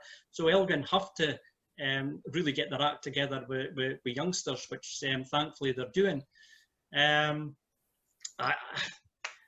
keep harping back to referees, and I remember many years ago, Martin, I'm going to bring you into this as well. I don't know if you were playing when the referees used to play in the summer against teams like Nalgo and things like that. Yeah, well, what we used to do is we used to have a game. Murray and Banff referees used to play the Aberdeen Association and also the North of Scotland Association. Now, I don't know about the Aberdeen teams were normally pretty strong because there was a lot of junior players, etc. Murray Banff was a wee bit weaker, so we used to organise a few friendlies. In my time, it was like we would play ASDA and the like. So maybe. Do you remember who used to referee the games? Well, in my time, it was normally somebody who was quite vocal about the standard of refereeing during the season. So, you know, it wouldn't have been unusual to have a Highland League manager. There you go. There you go. Now here, you're going to have to tell me. I remember this was Sandy Roy's era, and there was somebody else. I'm sure it was John. A referee. Aye. John He Gunn. went on to sorry. John Gunn. John Gunn. There we go. This was brilliant. I loved this. It was a referee's game, and I was refereeing it for them. And John was desperate to score this day, and I was refereeing, and I'm right in line with the play. I'm looking along the line, and he just stepped forward too early, blazed this ball into the net, and he was chuffed, and I blew for offside. And he came across, and he was giving me pelters. And I just said to him, John, perhaps now you'll understand what it's like when we're playing and you give a decision that you didn't like. He said nothing to me, and I always remember that. Yeah, John Gunn. I must write that one down. Aye, John Gunn. He was you wouldn't mess with John Gunn either, I'll tell you. He's a big. I had my whistle at that point. Thanks for that, Colin. Yeah, well, listen, just as another wee last thing on referees, I was playing against Forest Thistle, and it was a guy called Jim Gibson who was a planner. But Jim did some refereeing in the juniors, and I inadvertently mistimed a tackle quite early on in the first half. And Jim came running up to me going mad, and he says, if I hadn't left my cards in the dressing room, he says, you'd have had a yellow for that. Brilliant. Brilliant. Dave, it's 1979 and Mansfield Town is you come in for you. No disrespect, it's not a name that most people north of the border, or certainly in the northeast of Scotland, would have been familiar with. How did the move come about initially? Did they come and watch it at Calais, or? Yeah, there was a few clubs. There was Reading, there was Chelsea, there was Leicester. There was a few clubs that had an interest. Billy Bingham was the manager, if you remember him. Billy Bingham was the manager of Mansfield, and they'd just been relegated from the old second division, so which would have been the championship, I think, at that point. So they got into they were in the third, and so they were very interested. But they made the first move to get me down, more or less, to be there for a week and play a game. And funnily enough, we played against Barnsley, and I looked at the team sheet before the game, and Norman Hunter was playing, and Mick McCarthy, the young Mick McCarthy, was just making his way in the game, same as myself, with the two centre halves. And I did score, but to play against Norman Hunter at that time, mean, Norman was obviously, he was the manager of Barnsley, and he was obviously getting on a little bit by that point, but hell of an experience. I mean, it was, so I really enjoyed it. And then they more or less offered me a contract, and the money I was earning, I mean, George as well realised the money down in England was good. So I was working as an auto electrician for Charlie Alexander's, the lorry people in Aberdeen. And I was on, I can't even remember what it was, but it wasn't a lot. And I was getting a tenner, I think, from Cali a week. And they offered me a lot of money. I mean, the sign-on fee for that at that time was really good at my age. And I think it was £100 a week I was getting in the early 70s, well, late 70s. So I grabbed it and ran. Simple as that. Took it and moved down there. And it kicked my career off. I think probably over, I probably like going over my career, probably the Highland League social part of the football, probably I took it too far during my career. I enjoyed the social more than the football a lot of times. So I had a good ground in the Highland League, because when I went down there, they used to finish training and go, right, we're going to the pub. And that was a Monday, Tuesday, Wednesday, Thursday. And we used to, well, tell a lie, Thursday we used to stay in, so it was Thursday, Friday, you weren't allowed out contractually, or you will get fined 2 weeks' wages. So, but no, Mansfield, I mean, that league at that time had a lot of big clubs in it as well. So I kind of you hit the ground running as well. You were in amongst the goals fairly quickly. Yeah, I scored. I think at one point I was the third division league scorer. I mean, I had a lot of clubs looking at me during that time I was there. So I was there until I went to Chesterfield afterwards, which was like going from Rangers to Celtic. So, but during my time at Mansfield, I think I've still scored the fastest goal in their history, which was 11 seconds. And I'm the 9th top goal scorer in history. So I scored 57. Somebody reminded me last week on Twitter, that's why I know this. I think it was 157 league games I played and scored 57 goals. Well, I can reliably inform you, because believe it or not, we do actually do some research. you wouldn't think so, but we so do I'm wrong.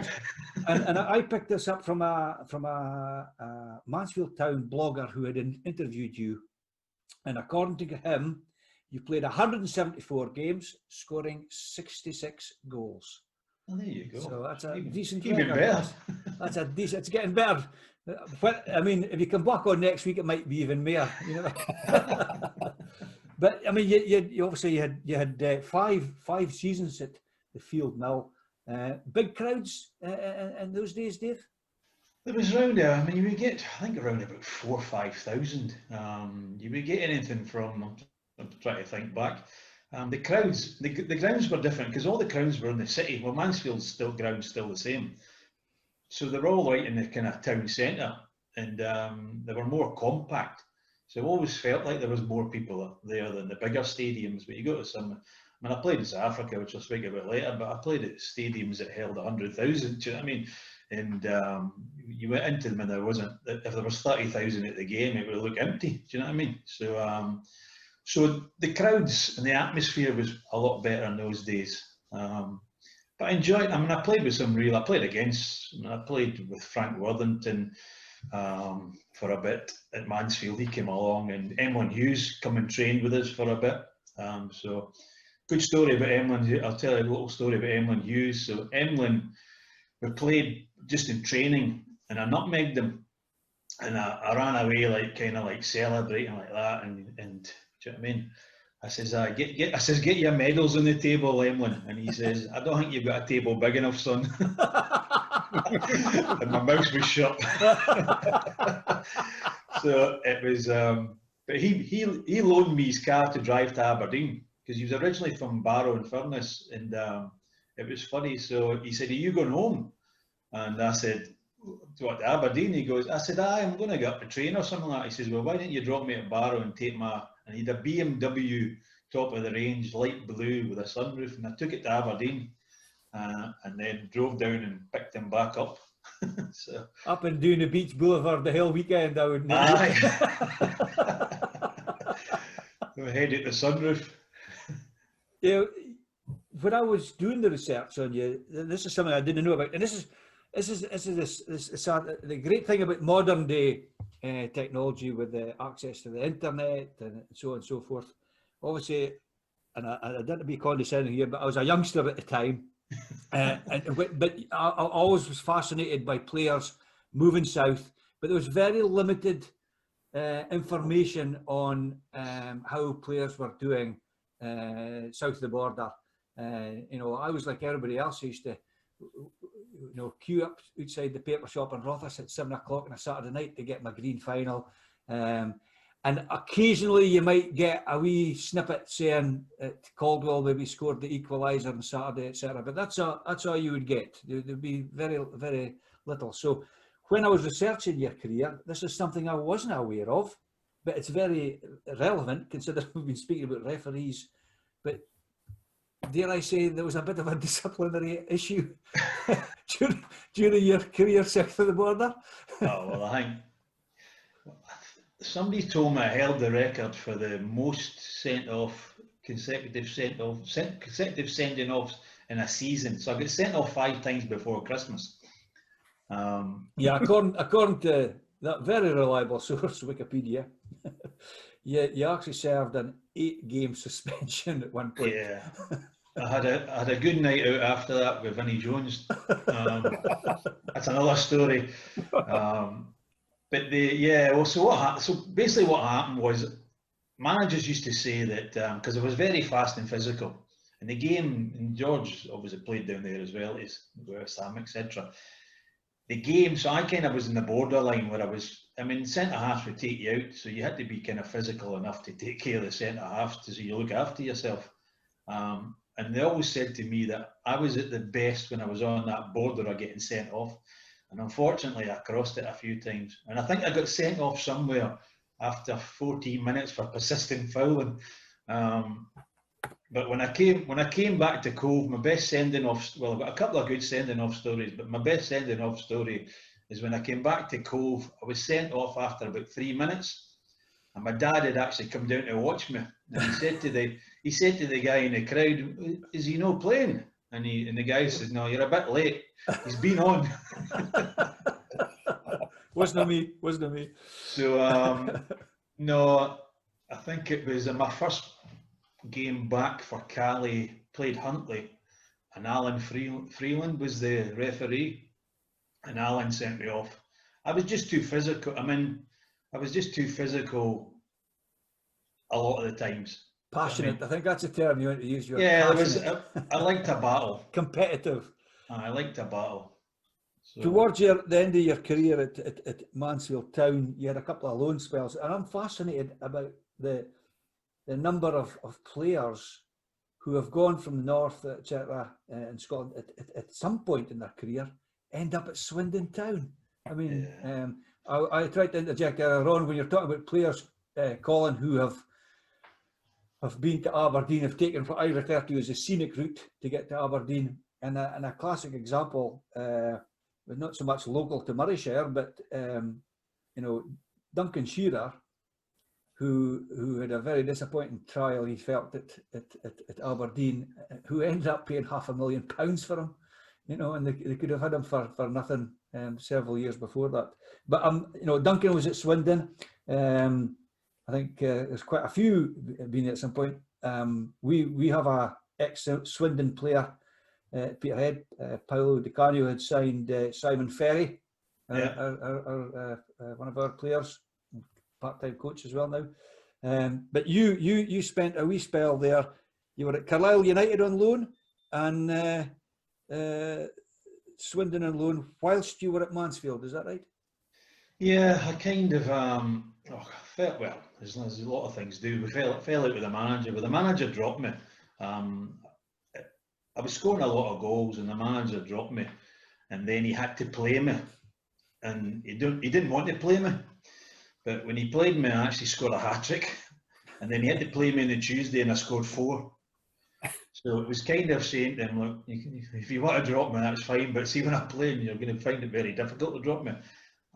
So in the end, we kind of agreed that I would go on loan. And Bob Stokoe was Carlisle won the kind of championship as it is now. Pop Robson was assistant manager and Bob Stokoe was the manager, and Man City and everybody was in that league. It was a good league. And I'd gone up there, but I'd more or less got injured hamstring when I'd first gone there. And although I was involved in some of the games, sub and things like that, I hardly did anything up there. And then Lou McCarry was dying to get me to Swindon. And I went down to Swindon, and the same kind of thing down there. I didn't fancy Swindon, but I really enjoyed it. I like Lou. Lou was a great guy. And then Chesterfield, obviously John Duncan, that was at Spurs and all that, signed me for Chesterfield, which didn't go down well with the Mansfield fans. But it was another step on being a kind of journeyman, probably player, having a career down in Mansfield. I mean, the money was good. That was probably the main thing about England is John Lambie tried to get me to go back up to Scotland with Hamilton when I was at Torquay, and the money he was offering to go into the Premiership was actually less than I was on in the 4th Division in England. So mad. So it just shows you the money down there. And with respect, I would have hardly have said you were probably. I wouldn't have said you're a mercenary player. But you've got bills to pay. And you've got to do the right thing at the end of the day. It doesn't matter whether you're a footballer or a musician or whatever. You've got to do the right thing in that respect. Yeah, kind of. And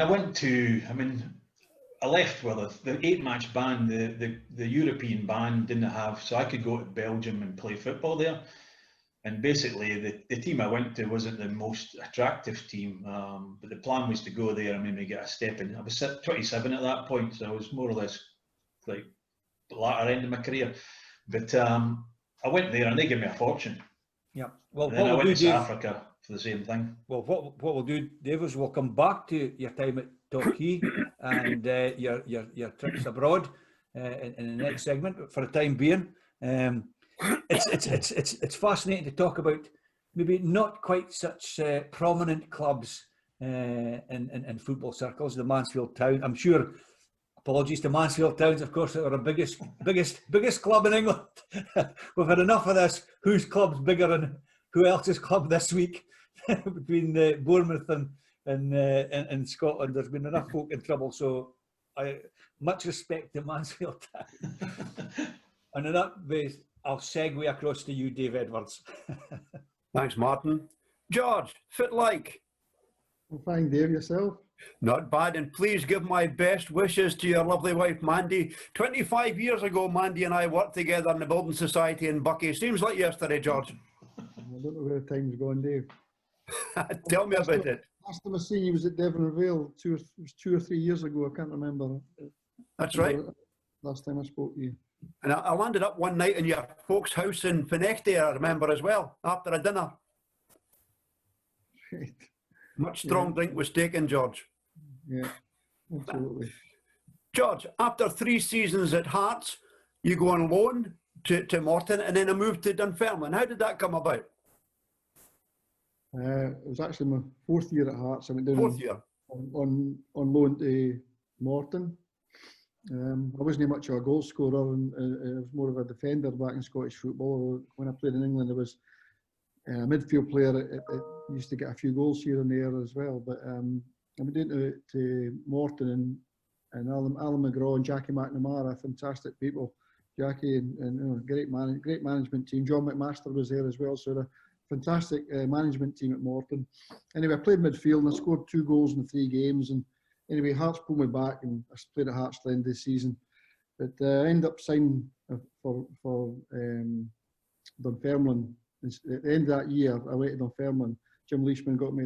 Again, Jim was fantastic. A good time at Dunfermline. That's when my full-time career finished. But after a few years, I coached the reserves at Dunfermline at the age of 28, 29 years old. While coaching the reserves, I started joining in. My knee was feeling stronger, and I started joining in the games. I just wanted to play again. Anyway, I contacted Jackie and Alan McGraw, and because of my month's loan 2 years earlier, they basically said, "Look, come down. If our club doctor's happy enough, we'll see you." So a deal was agreed on the phone there and then. In fact,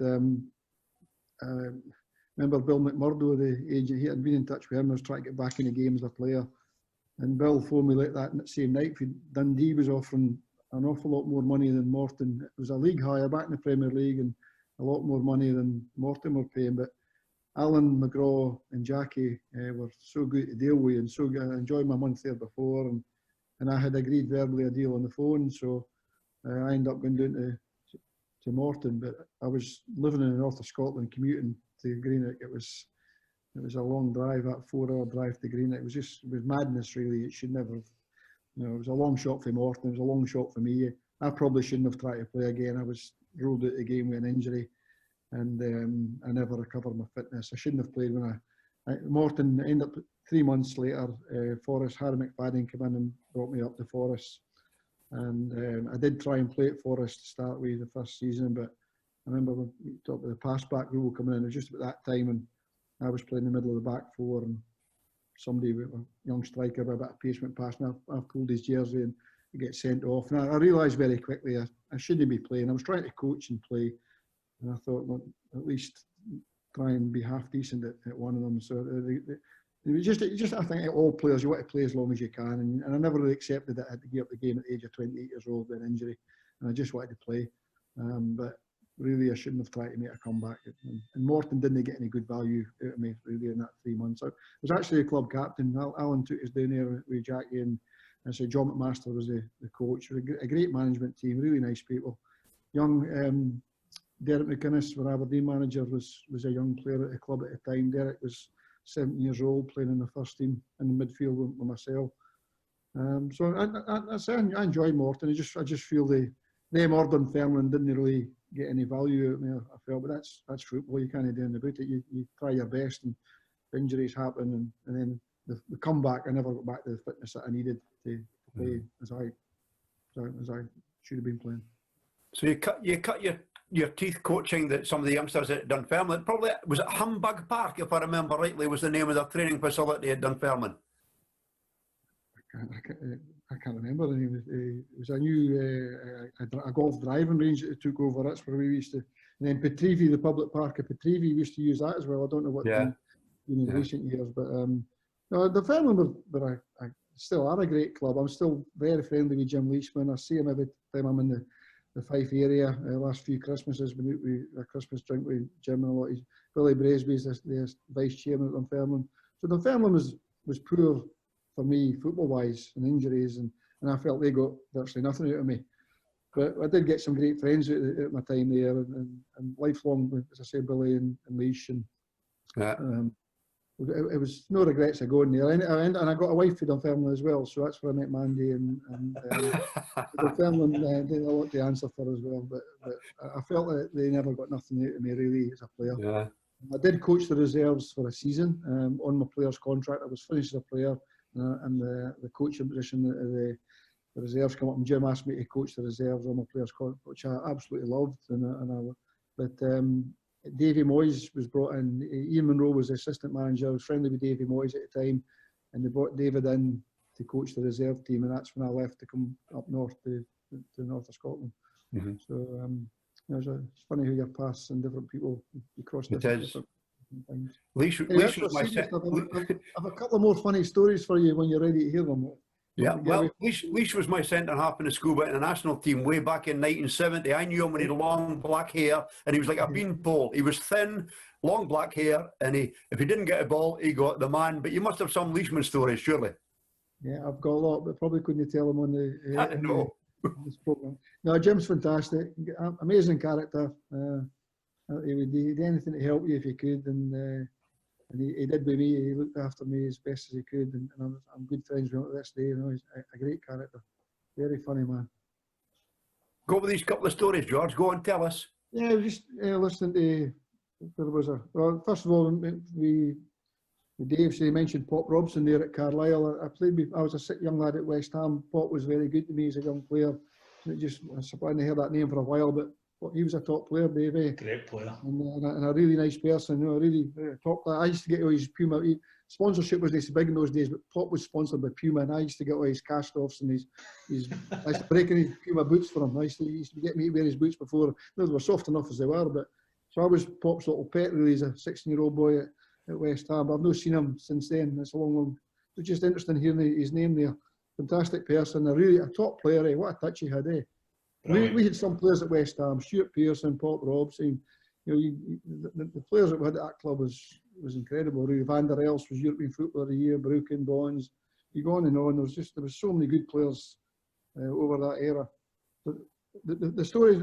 Listening to the boys again, and mainly Colin, talk about the Highland League players and stuff, and yourself at Callie's jogged a memory with me with a couple of names I scribbled down here just now. People that I see out here is Malcolm Cowie, not Callie, but Malcolm's at Nairn and Elgin City, Bucky Thistle. No relation of mine, but I've known Malcolm and his brother Willie since I was a young lad. Willie used to coach me. He was a teacher at a school, he was manager of Bucky Thistle. And Malcolm's a top player, a flying right back, as I'm sure the boys will remember very well. Malcolm Cowie's a top class Highland League player. So I've seen Malcolm a lot since I've been out here, because I did go to New Zealand a lot with my Solomon Island days. It was the headquarters of Oceania, so I used to catch up with Malcolm a fair bit, and we trained at the school where he was a sports master and what have you. Just a good Highland League name for the past. Another one I caught up with, he doesn't live here, but he was a top player with Ross County, Billy Ferris. And his son's out here on the Sunshine Coast. Billy was out here on holiday last year. I caught up for a beer with him at a local surf club. And a real character you'll remember. Well, there's one at Dave Edwards will probably know, but maybe not the Highland League. Is a lad called Ian Runcie, played a lot of junior football, and he's for Elgins. I think Dave I was at school with Ian, George. Yeah. I was at school. I'm still friends with him on Facebook. Fantastic. Well, tell him I said hello. I'll probably see him face to face before you see him. So I see you a lot. He's been a good friend of mine since the day I arrived in Australia 24 years ago. I met him the first week I was out here. I was given his number up the phone. And so Ian's been a real good friend. But another character was a great Callie and Bucky Thistle player. Remember Johnny Wood, the striker? He played with Callie and Bucky Thistle. I used to watch Johnny from behind the goals, and Bucky Thistle. I used to watch Bucky as a young boy. Anyway, I know Johnny very well, and I see him periodically. He lives in Queensland. Amazing character. Some great stories about football. There's one, I don't know if you'll thank me for telling you this one, but this is the way he tells it. He says Johnny liked a beer more than anybody, like Dave was saying. But he was a great finisher. He could score goals, But anyway, he liked the beer too much. And Bucky Thistle were playing Motherwell in a pre-season friendly. And Johnny lived in Aberdeen, and the car came through for Aberdeen. He mistakenly went into the pub at lunchtime in Aberdeen. He shouldn't have done, to see a couple of mates just to say hello to them. He ended up having one beer, which he shouldn't have done on match day, but he ended up having a heap of beers. And when the boys came and picked him up, they took him out the pub in Aberdeen, straight through to Victoria Park and Bucky. Big Danny Fitzsimmons was the manager. And anyway, the boys were driving, they bundled Johnny in the back of the car, got him through to Bucky, got him, what was sober up a bit by the time he got through to. Anyway, they got him into the change room, hid him as much as they could with Danny. Danny would have went crazy, obviously. Anyway, he was named in the team and against Motherwell, pre-season friend. Motherwell had a good side at the time, Willie Pettigrew and these guys. Anyway, half time comes in and Danny says, "Come on, boys, keep going. 2-0, we've got to keep going." And Johnny piped up and said, 2-0's all right, guys. He says, 2-0 down's no bad. He says, they're a Premier League side. He says, we're doing okay. 2-0 down, it's not bad. That's no bad. Sticking up for the team, eh? And Danny looked at him, he says, "What are you talking about, Johnny? We're 2-0 up. You scored both the goals."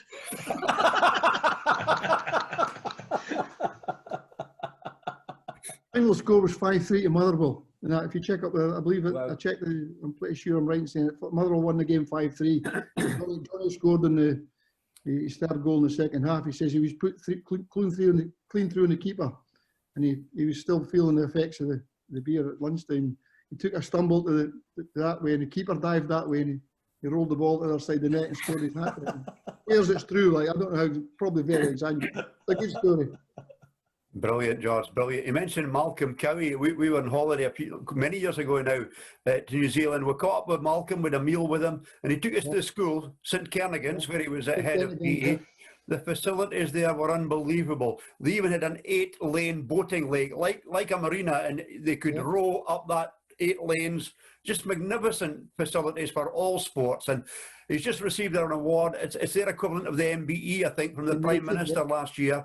He's an exceptionally nice guy. Malcolm pops in to see me when he comes home, and I would like to get him in the show one day, Martin, I think. Well, I think Malcolm would be good. I can certainly pass on phone numbers and emails for you if you need them. Well, George, we'll hold you to that because Malcolm was a school teacher of mine at Speyside High School before becoming guidance teacher. He was an ex-neighbour of my wife, or my wife-to-be, in Dufftown, and then he came and he stayed in Rothas.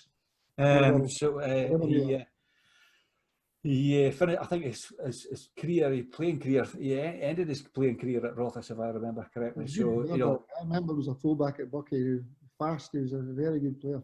Malcolm, I've maybe got the beard, but I didn't have the long hair that Malcolm had when he was at school. He was kind of, but we used to think he was a cool dude at school. He wasn't your normal. He's not got long hair now. I know that. George, how did your move to Forest Mechanics come about? You mentioned Bruce Hay, lovely guy Bruce. I hope he's enjoying his new house at Findhorn.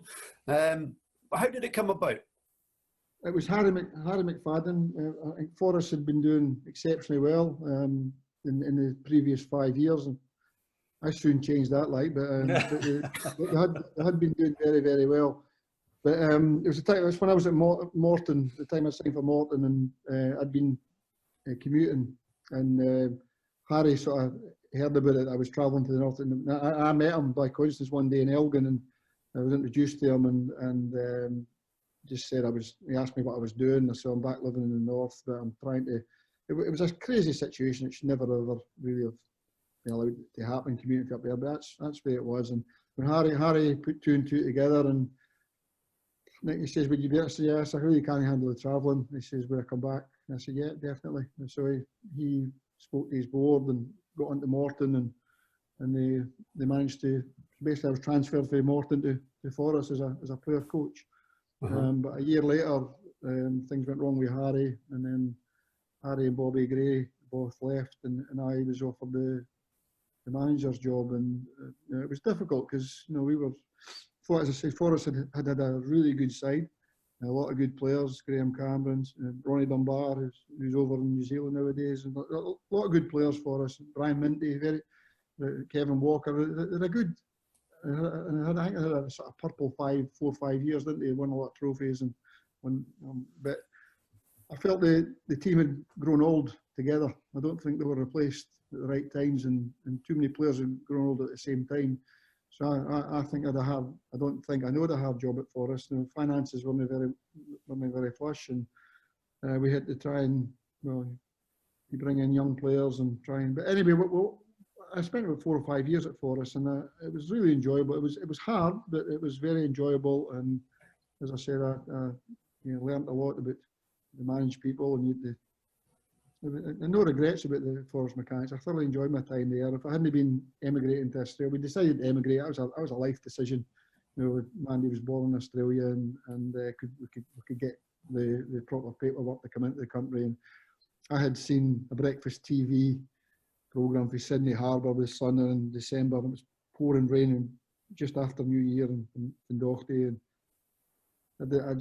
we just made the decision to emigrate. I'd nearly done it earlier, 4 or 5 years earlier. There was a couple of clubs interested, Marconi and a team in Adelaide. They'd been asking me to come out, and I regretted not doing it. So Mandy said, "Well, if we don't do it now, we'll be too old." And within a year, we'd filled up the paperwork and we'd made the move. But Forest was a very enjoyable time. But and I think hopefully we signed some good players. I mean, Charlie Brown, I brought him up for Glasgow, and Charlie was a very good career in the north of Scotland. So I think we end up now. Dave, I think you must have played. Did you play in that with Sergi in the North of Scotland Cup final? Cali beat Forest 1-0. I don't know if Dave played. I think he probably did. Hat trick, gents. Hat trick. I was on the line that day as well. There you go. So small world. Kingsmills Park.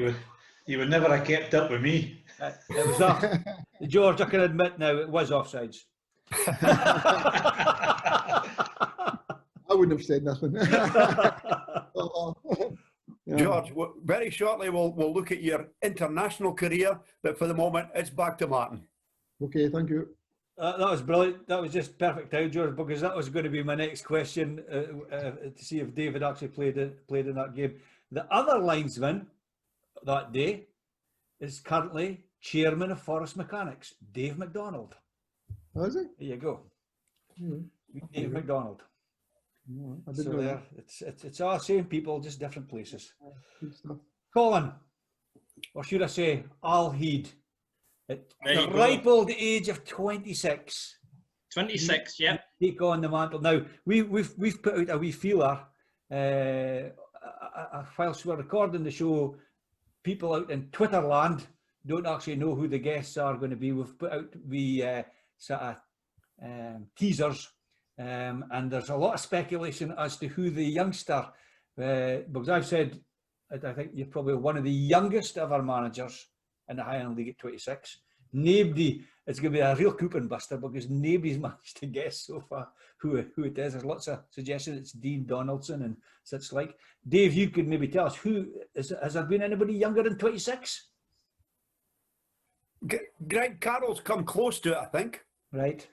But we'll go for it at the moment. Obviously, 26 is undoubtedly a very, very young age to take on the mantle of the manager's role at any club. How did that come about, Colin?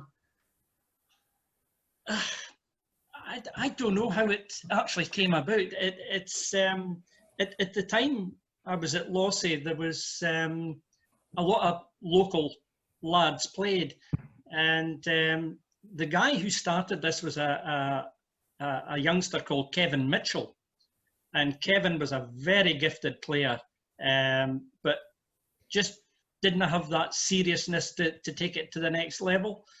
And he seemed to start it off by calling me Al Heed. And before I knew it, just about the whole of Lossie, just in the last few years, I've been down in Lossie, somebody will give me a wave, you stop, and it's, aye, Al Heed. And it's probably more appropriate now than ever it's been, but it was just 26 years old, and I could think of worse all from something or other to be called. It's been used. It has been used. But you're up the town a Saturday night, and you're in your late 20s, and somebody passes, you say, aye, Al Heed. And Gary Wood for Elgin, Seamus Conley. I'm going back to the junior guys, but they all picked up on this, and wherever I went, I was Al Heed, which looking back is nice, but at 26. Yeah, well, I was going to say at 26, becoming player manager initially. Yeah. Suddenly you're poacher turned gamekeeper. So how difficult was it adjusting to the role? I appreciate like George and Dave later on coming towards the end of their careers, they made the move into player management, and there's almost an acceptance that experienced player, old head and young shooter sort of thing. But suddenly you're elevated to that at a really young age. How difficult was for the guys in the dressing room who were teammates one week, and suddenly you're calling the shots? That's the difficulty you face. You'll maybe remember this. I don't think the rest of the lads will remember, Martin, but you remember Alfie Morrison? Yes, indeed. Yeah. Alfie. I'm still good friends with Alfie even now, and Alfie still has a chip on his shoulder that I never played him because he feels I didn't think he was good enough. And it was one of the most difficult decisions I had to make while being a player manager. And I think even now Alfie will admit he wasn't at his fittest when he was at his Lossie days. And he still reminds me to this day that he should have been playing ahead of other players. But when you're playing, again, George will maybe relate to this, is you cannot really give your own game the 100% concentration you need, and be thinking about tactics, formations, substitutions. It's a very, very difficult job. And I was quite fortunate. I had Kevin Williams, don't know if you remember, Bungy, as he was called. He used to be Danny Fitzsimmons' sidekick for that's many right, years. yeah. Kevin helped me a lot because we were on the same wavelength of how the game was going to be played. Again, finances, we were very restricted. You know, you just couldn't go into the transfer market, and it was very difficult to try and entice players to come to Lossie because they weren't a fashionable club. But you know, fair play.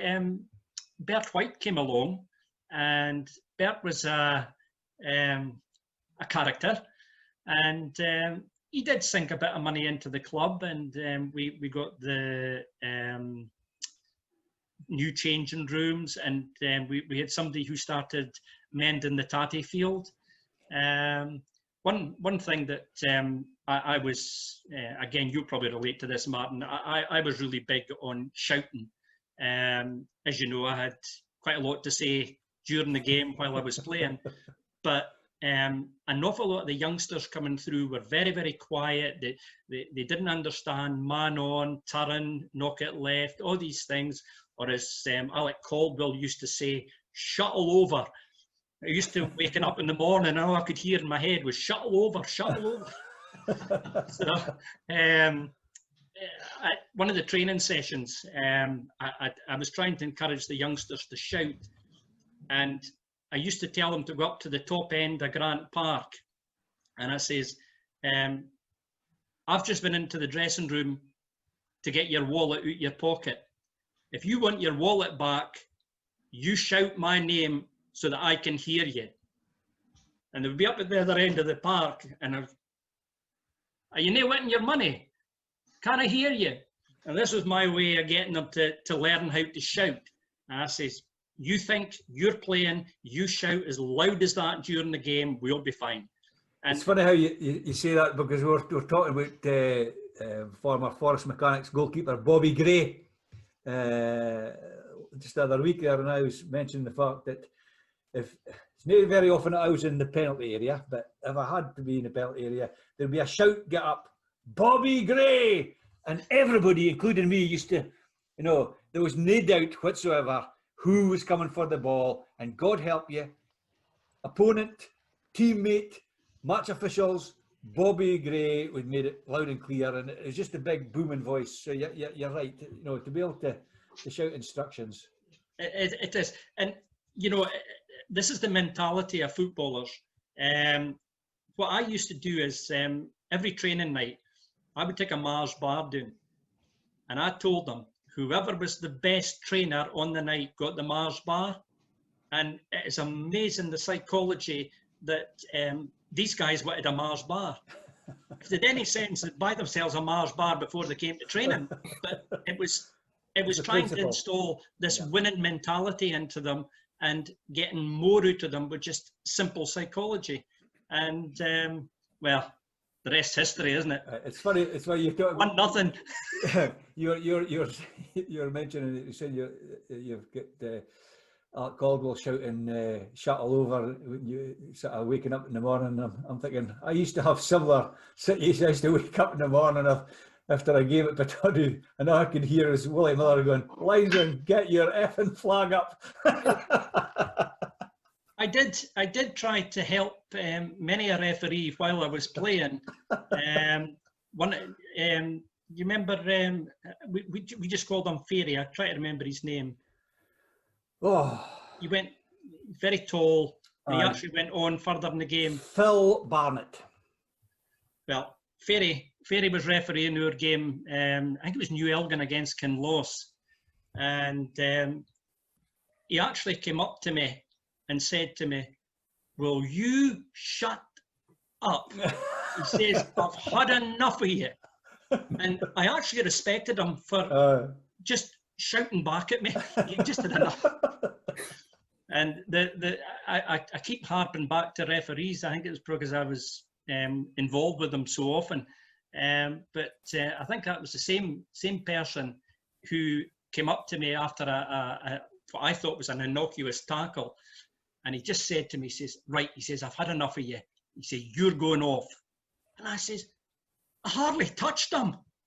He says, got you. He says, get on with the game.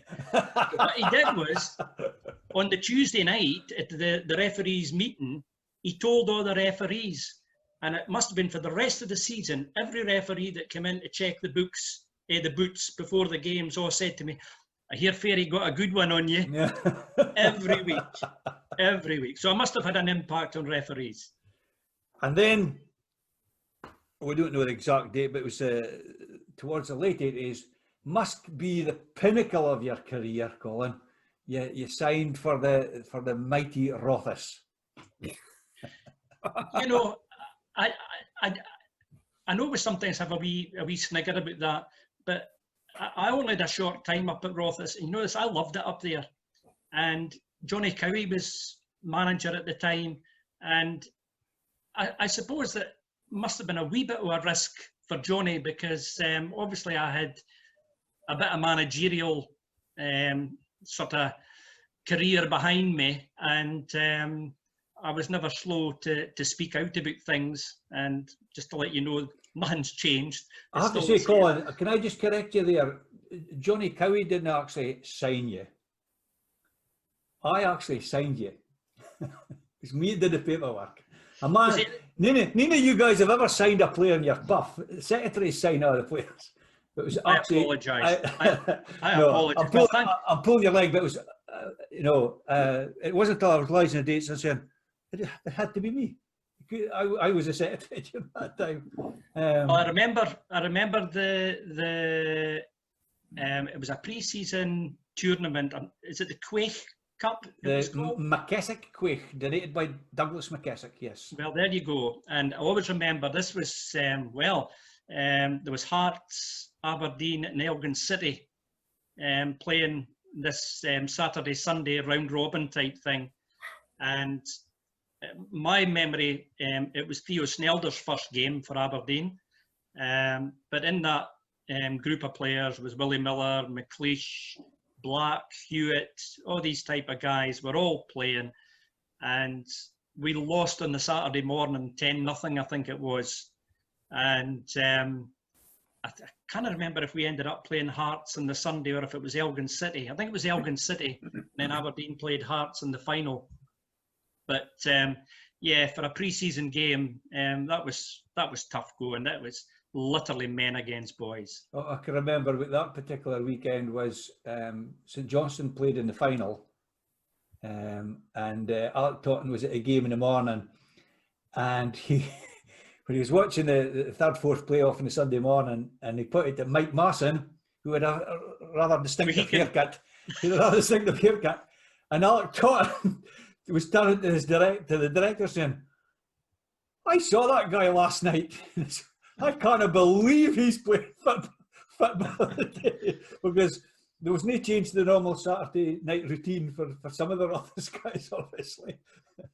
So that was. But again, it's, you know, I am pleased that things are going well at Rothas just now. They've a good manager there, and they've also got a wee bit of backing. It has surprised me. You know, I've kind of slipped away for the Highland League a wee bit now because I tend to follow Aberdeen. But the thing that surprises me most is when I see teams like Brora, Nairn, try to think who else, Inverurie, Tariff and for Martin, they're all throwing a lot of big money at the Highland League, and I'm not convinced that's a good thing. No, the Highland League is great for winning, and I do understand that it's now the stepping stone to get into the Scottish leagues. So maybe to a degree I can understand it, but there's so much money in the English Premiership. I think it's ruined that, and I would be disappointed if the Highland League went the same way, because it's going to leave, you know, probably clubs like Lossiemouth, they're never going to compete. Never. I mean, I think Rothas have to be complimented. I'm not just saying this because I'm a Rothas loon. They have to be complimented in turning things round. Fantastic setup. I think, Dave, you were out there the other week and saw the pitch. George, you would not recognise, same with Dave, you wouldn't, the pitches, the quality of the pitches in the Highland League now are unbelievable. I mean, all the clubs have got to be commended on the quality. I know Alan McIntosh at Lossie has been posting photos of the park at Lossie. Just absolutely phenomenal jobs these guys are doing. Andy Troop had posted something about Keith's park, and that was what we hated was the diagonal cut. I don't know if you saw that. He's actually got a diagonal cut across it. Used to hate that. Well, as a linesman, it was horrific because obviously a parallel cut is perfect for keeping in line of play, unless you're at Dents Park, of course, on the far side, because the stands were angled. Yeah. So it's a psychological thing. You think you should be running parallel with the far side stand, and of course, what actually happened was you were, well, no surprise in my case, you were 5 or 6 yards behind play. But they soon told the Dundee crowd soon told you if you're that one. But no, hats off to the Highland League clubs. Their pitches are quite phenomenal. We spoke about Mike Marson. First of all, George, did Johnny Cowie teach you at school? Was he one of your school teachers? He did. Was he a techie? Remember get the strap for him for somebody. I never got a strap for any. The only teacher I ever got a strap for was Johnny Cowie. Was he technical? It was woodwork, yes. Technical drawing in woodwork. But just on that one, Johnny was my assistant. That I had Dave McIntosh and Johnny as my backup. Mitch Babbage at one time, but before that it was Johnny Cowie for a couple of years up at Forest. He actually worked with me. Yep, very, very highly educated gentleman. Introduced me to, I'm not a fan by any means or an expert, but classical, the first time I'd ever heard anybody having classical music being played in their car. You know, we're going to wait. Rothas being Rothas, there was a wee spell where it was cars only, if you remember, Colin, and Johnny would be playing classical music, and you'd be intrigued as if what's that, and he would enlighten you to who it was. And, a bit of Bach never did anybody any harm. Who else, teammate wise, was there? Craig Bartlett, Russell Anderson. Yeah, they were all there. Yep. I have to say there are two players in Scotland called Russell Anderson. One was a really hard tackling, no nonsense defender, and the other one played for Aberdeen. Would that be right, Colin? I think that probably just sums it up. I think, you know, Derek Thompson, yeah. You know, if you look at some of these players that played for Rothas, I mean, they were your typical local loons, but they were all very physical, and they were not frightened to put themselves in there. Probably wouldn't have lasted 45 minutes in today's game, but as we said earlier, the game has changed so much from the time that we were playing. But yeah, there was quite a lot of the Rothas lads wouldn't have lasted the 45 minutes. I mean, Dave Edwards, would you agree? I mean, Rothas, a village of what, 1,700 people, if that? If that. But they had a terrific sort of pathway to senior football in respect that they had a very successful amateur team that played summer football. Very, very competitive. Dave, you'd have been there. And then there was Rothas Decimals, the junior side, and there was a perfect opportunity for players to aspire. It was the same players, Martin. Yeah. This is what we used to complain about, because as the Highland League season finished, they would drop down into the amateurs, play a few months, and then go back up the way. So it was always the same players. There was I cannot remember his name now, but he had long blondishy hair for Rothas, and he played every day, every week of the game, every time. He can only be one person, Colin. Carly Malcolm. No, Gordon Uni. Gordon Uni, that's him. I can tell you a wee story about Gordon. just recently, well, I say recently, I mean 10 years ago maybe, Gordon had played in a tournament in Elgin, and turned out that because he'd played one game, tell you what it was, I got this completely wrong. Gordon, when Rothas were really struggling, Gordon Uni and Derek Thompson both travelled to Wick in their late 40s. I'm 56. Gordon must have been over 50, and they both played against Wick Academy up at Wick. It was during that season where you didn't know if Rothas were going to survive or not, and it made national press because obviously they had an average age between the two of them over 100 years. And next thing, he is banned from the seniors league in Elgin because of the rule that you can't play for a professional team and play in this league. So there's another story in the Northern Scot about how a guy at 54 or whatever was banned for a season, and I was involved at Formartine United at the time, and Formartine had a team in the amateur league in Aberdeen, and I did an introduction, and again it was a third story. Gordon came through to Formartine United to play because you could play amateur football in Aberdeen, and my argument at the time was, and I'm sure you'll agree with this, football people should be involved in football, and if you're 55 or 65, if you are able to play football, then you shouldn't be denied the opportunity. And I would probably hazard a guess, Gordon Uni is still playing football. Now I'm 56, Gordon Uni will not be far off 60. I would hazard a guess, and I'm dare say Nishi will come on Twitter and let us know after the show. I suspect Gordon Uni will still be playing football for somebody at some level. I can be honest with you, Martin. If it wasn't for the fact I've got cataracts, a sore back, sore knees, and sore ankles, I could probably still be playing now as well. Yeah, and if I must confess, there's some Saturday afternoons I sit in the stand. Dave, we've had this conversation before, and I'll be sitting in the stand and saying, well, to be perfectly honest, I might be 4 stone overweight, but I could be every bit as bad as that guy out there. Absolutely. Colin, thank you very much for that. Back over to you, Dave Edwards. Yeah, I'm just going to comment on what you said, Martin, about the Rothas amateurs and then the decimals. It was a chance to get into to play for your local Highland League team, but in my era, young Rothas lads didn't get the chance to play for their local team. I had to come back to Rothas after Elgin City. You had the likes of Callie Malcolm. Callie went to Inverness Thistle. David Cleric, you had to go to Lossiemouth, then Nairn County.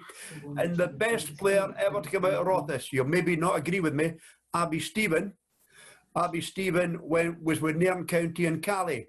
And I don't think I ever played for Rothas until really late in his career. So the decimals were a great thing because it gave the lads the chance to come through the decimals like a Russell Anderson and then come into the first team. Dave, I'll throw another couple of names in there I don't think played for Rothas, and that's Dave Newlands. Yeah. Inverness Thistle, Elgin City. And Big Davy Watt, although wasn't a Rothas loon, Nakando or Archiston, and he played at Inverness Thistle. Richie Coots, was he at Lossiemouth? He was at Lossiemouth with me, yeah. But didn't play for Rothas, did he? Don't think he played for Rothas. So there's the net. So well, it's quite amazing. There's quite a few decent Highland League players didn't play for their local team. My worry in modern times is that if a youngster in Rothas wants to pursue a career in football, albeit junior, whatever, okay, they do have Dufftown. Big shout out to Dufftown. Fantastic set up there in the juniors. But if they're going to the New Elgins and the Isle of Wales of this world, then there is the risk that they may not necessarily be picked up by the Rothases, because if they're playing at Keith and Lossie and the juniors at the weekends, they're being seen by other Highland League clubs and possibly running the risk of Speyside loons actually going to other clubs. And I think there's been a number of youngsters in Rothas kind of going up to Strathspey Thistle. Yeah. Before they get a chance to Rothas. So yeah, you kind of have to. I'll throw you one more name, and it was even further back. Colin Mackenzie. He was Billy Shaw's half-brother. Colin was a dark-skinned laddie, swarthy looking, played for Calais, and he played for Bucky Thistle later in his career. I don't think he ever played for Rothas as well, but what a gifted player Colin Mackenzie was. And that's going back to the 60s. Yep. So it's near a new thing. Anyway. Back to Dave Caldwell. Dave, Torquay United. Did you meet in with Torquay United's most famous fan, the beautiful Helen Chamberlain of Soccer AM fame? Yeah, Helen was about quite a lot. Prior to me going there, she was there more often because she'd moved up to London. I'm glad you said she moved up to London. But no, sometimes we used to exchange stuff on Twitter a few years ago. But I think she's less. I think everybody's less involved. I still go down to Torquay. I've been down a few times to Torquay. Interesting when George was speaking about Sergio Baltach, about Jim Leishman. I'll give you I had a good story about Jim Leishman. Jim Leishman, Dunfermline came down to Chesterfield to for a kind of friendly match. And Jim Leishman, I was injured, and the manager asked if he would go out with me to a nightclub. So Jim had this great big long kind of Gestapo leather coat. And about 2 o'clock in the morning, he's standing in this nightclub with sweat pouring off him. And I says to him, like, I says, Jim, he says, it's roasting in here, isn't it? And I was like, take the coat off, Jim. He said, I'm not taking the coat off. It cost me about 200 odd quid. I mean, it was like, I was like, right, Jim. But, no, going back to Torquay, I actually, if you've ever played for Chesterfield, nothing is like going back to Mansfield, what you were saying, Martin. Nothing wrong with Chesterfield, nice club and all that. But when you get out to Torquay, and as you arrive, there's the sea and the palm trees, and it's about 80 degrees. It wasn't a difficult decision to sign. But the manager, who was Cyril Knowles, which was Spurs, nice one, Cyril, nice one, son, used to make the song about. He took me up to the balcony of the Livermead Cliff Hotel and showed me the whole scenery and all that. And more or less, he said, sign here, and I signed there. And my apprentice was Lee Sharp, that signed for Man United. And I don't know if anybody's been after dinner speaking, but Lee tells the story. He was on the Man United channel the other day telling it. But after I scored 2 goals against Halifax, they came around to the flat to sign him. And he came through and said to me, he said, Man United's offered me a 5-year contract. What should you do? And I says, right, ask for this, this, and this. If you don't get it, ask for this, this, and this. If you don't get it, ask for this, this, and this. And if you still don't give you it, just sign it's Man United. And he's been telling that story for a few years. So yeah, Torquay was an interesting place, and a good social night out.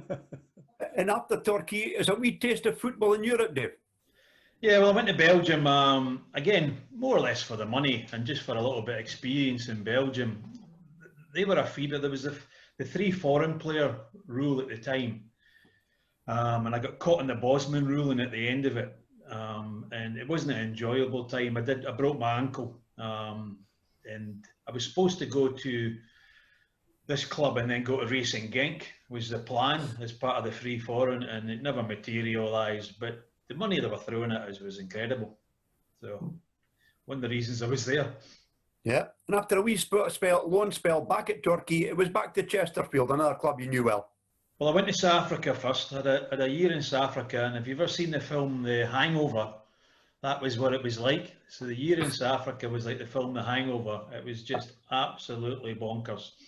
So I had a year there, and then I went back to Torquay, where we actually beat West Ham in the FA Cup.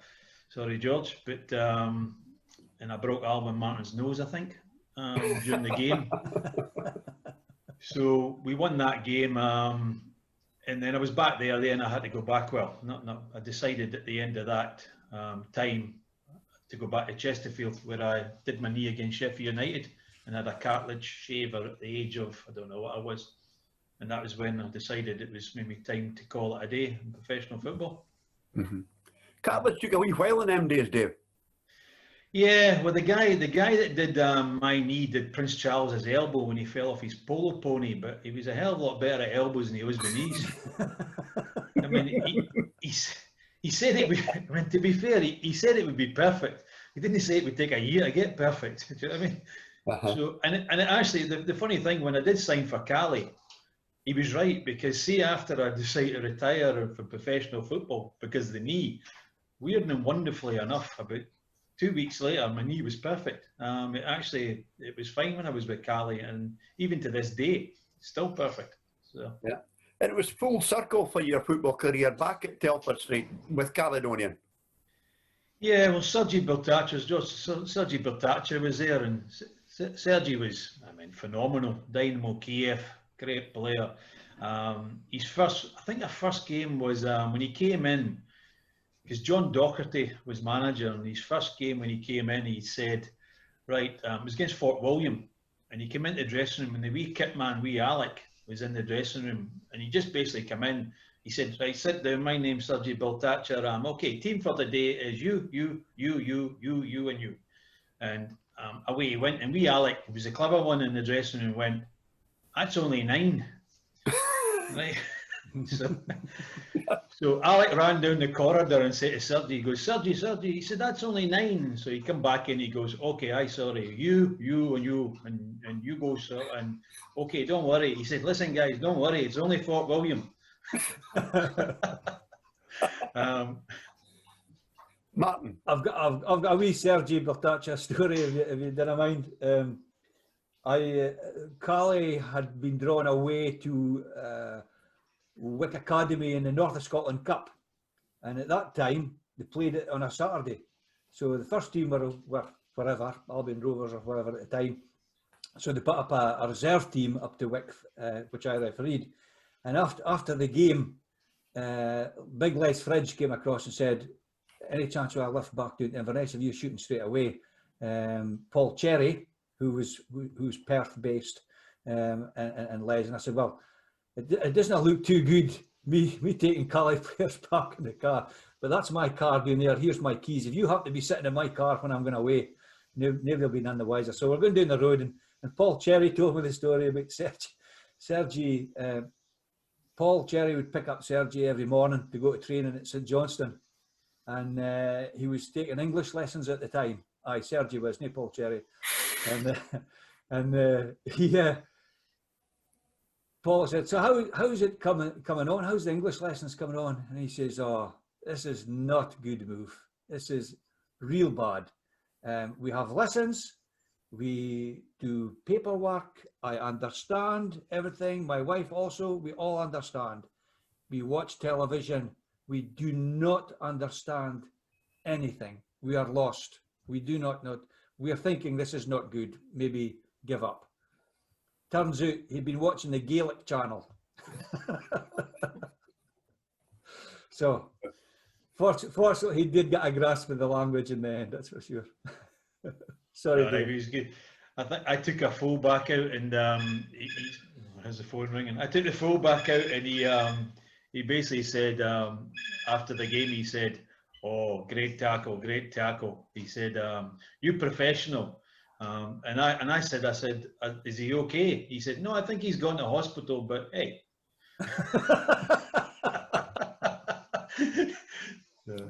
It was good, but no, the full circle. I mean, that's what I'm saying. Playing with Andy Penman and playing with Charlie Christie at the end, and just it was funny because one of the reasons I didn't sign when they were merging, because I was there with the merger, and the vote was all over the place. I mean, seemingly they voted for the merger, and then they voted against transferring the funds from Inverness Thistle to Cali.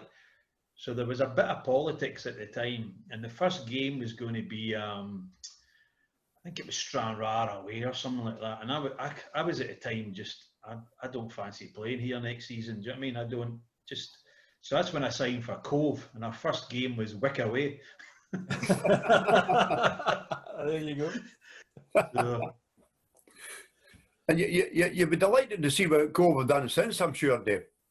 Yeah, well, I've seen Alan McRae, so obviously when I was down a couple of times, I mean, Alan's been with Martin. I've seen Martin obviously at Albion Rovers when I was there, but I've seen Alan McRae a few times when I've been across at the SFA and I've been floating about. So they always were going to do well. I mean, they always said that they said Aberdeen couldn't hold two teams, but they always had ambitions, and it's they've done really well. I mean, I know a couple of the guys in the SYFA that go up to the Cove and do the academy stuff and do training for the kids, and he said it's absolutely fantastic. Basically, what they're doing up there. So John Sheron's done. I know John really well. So John did a great job now, and he's obviously passed the reins over. So no, fantastic, absolutely fantastic. Before we look at your time at Cove Rangers, let's throw this open to the rest of the guys. Plastic pitches or grass pitches? Personally, I didn't like plastic pitches. I don't like watching games on them. Maybe okay for passing the ball, but to me, football should be played on grass. What's your thoughts, guys? Well, the pitch, Grass for me. The pitches now, plastic pitches now are better. I mean, George probably played on QPR's one years ago, and QPR's pitch was like a gym mat. And it used to bounce. Keeper used to kick it. I think before they fixed it, it used to bounce, didn't it? And it used to go back to the goalkeeper. You never got a kick. You had to play it on the ground like five-a-side football. It was right. so hard. You couldn't play. The grass burns were horrendous, George, weren't they?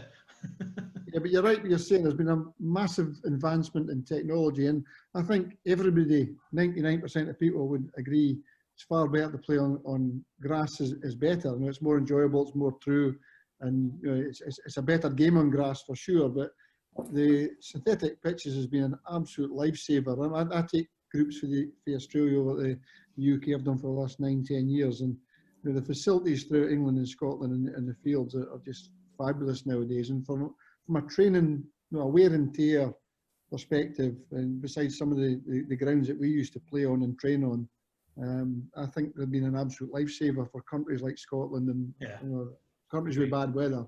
The synthetic fields, the ones today, not we're talking about 4G and 5G, I think we're talking now, certainly 4G. They're absolutely fantastic. And from a training point of view, and from the amount of volume of kids that come and train at the clubs and the academies, they've been an absolute lifesaver. Actual games, I always feel it's a better game of football on a grass field. Colin, you said grass immediately. Yeah, for me, I'm old-fashioned. Football should be played in grass. If I had my way, football would be played at 3 o'clock on a Saturday afternoon as well. But the game has moved on. I'm going to get in trouble here. Dave, do you think, is there any chance of somebody telling folk at Albion Rovers that a game should be played in grass? Well, I did. I actually, one of the things I did try and do there was look at that, but tell you understand, George, they do play in grass. They do play in grass, it's far and few between. Maybe this is the encouragement that we're seeing about the grounds, you know, where everybody's taking care of their grass now, to avoid having to go to synthetic pitches. But no, I think we have the technology to produce decent grass football parks, and we should stick with that. I'm all, you know, for training purposes, yeah, I can understand it, but on a Saturday afternoon, nothing better running out onto a grass pitch. Yeah. Without going any further on the synthetic pitch thing, Dave, can I park it up here by saying, just look at the league tables in Scotland, where clubs forget this past season, obviously that doesn't count, but in previous seasons and seasons going forward, look at the finished league tables and observe which teams have synthetic grass and which teams have grass. There is a pattern. Well, what was funny, just coming in there, when I was at Albion Rovers with Brian Keir had a better away record than a home record. And Brian Keir used to say the reason for that was playing on all the synthetic pitches. And they actually played better, that team did play better away from home, simply because they wanted to pass it, couldn't do it at home. Yeah. I think the current phrase is clusters. I think that's the N word.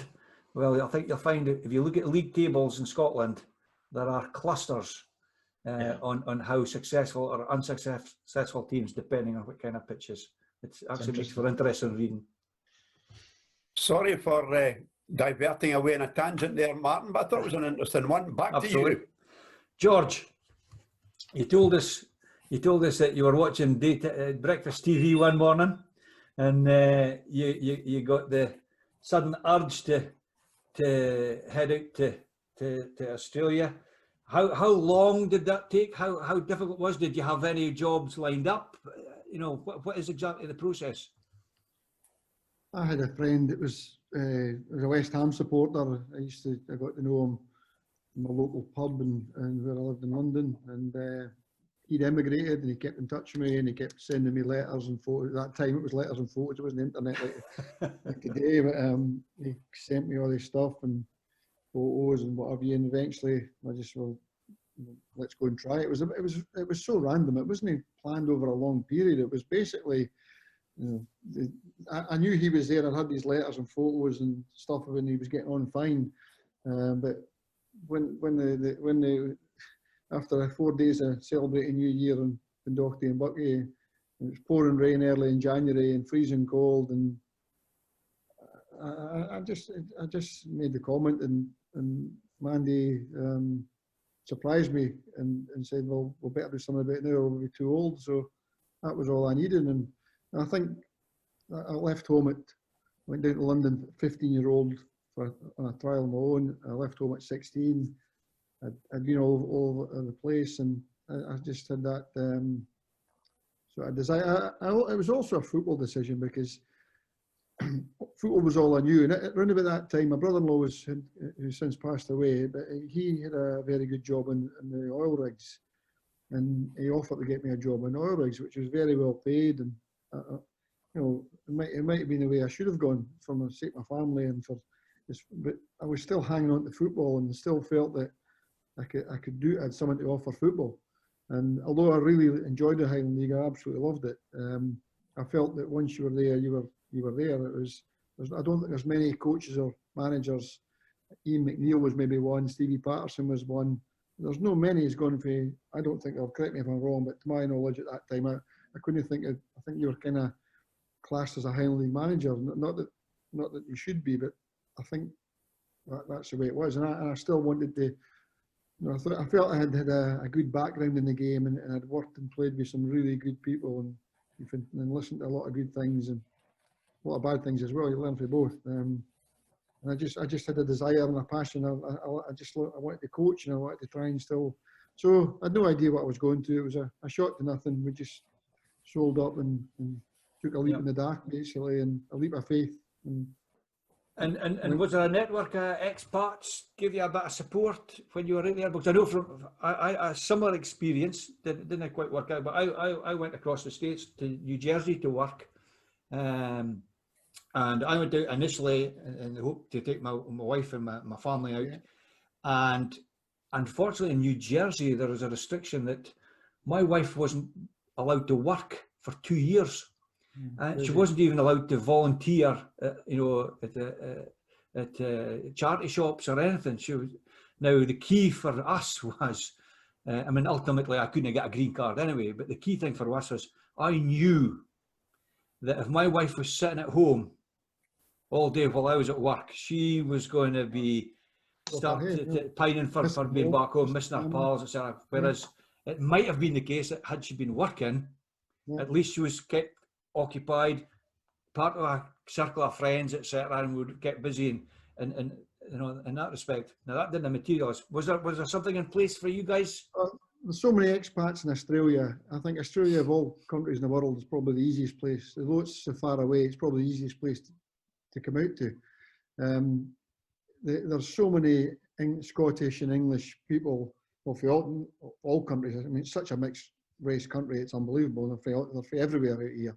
But there is loads of English and Scottish and football. The communities, every club you go to, there's English and Scottish, and I found there was a lot of people willing to be friendly. You hear a voice from home, England or Scotland, and you were made very welcome. I felt that a big help in the community.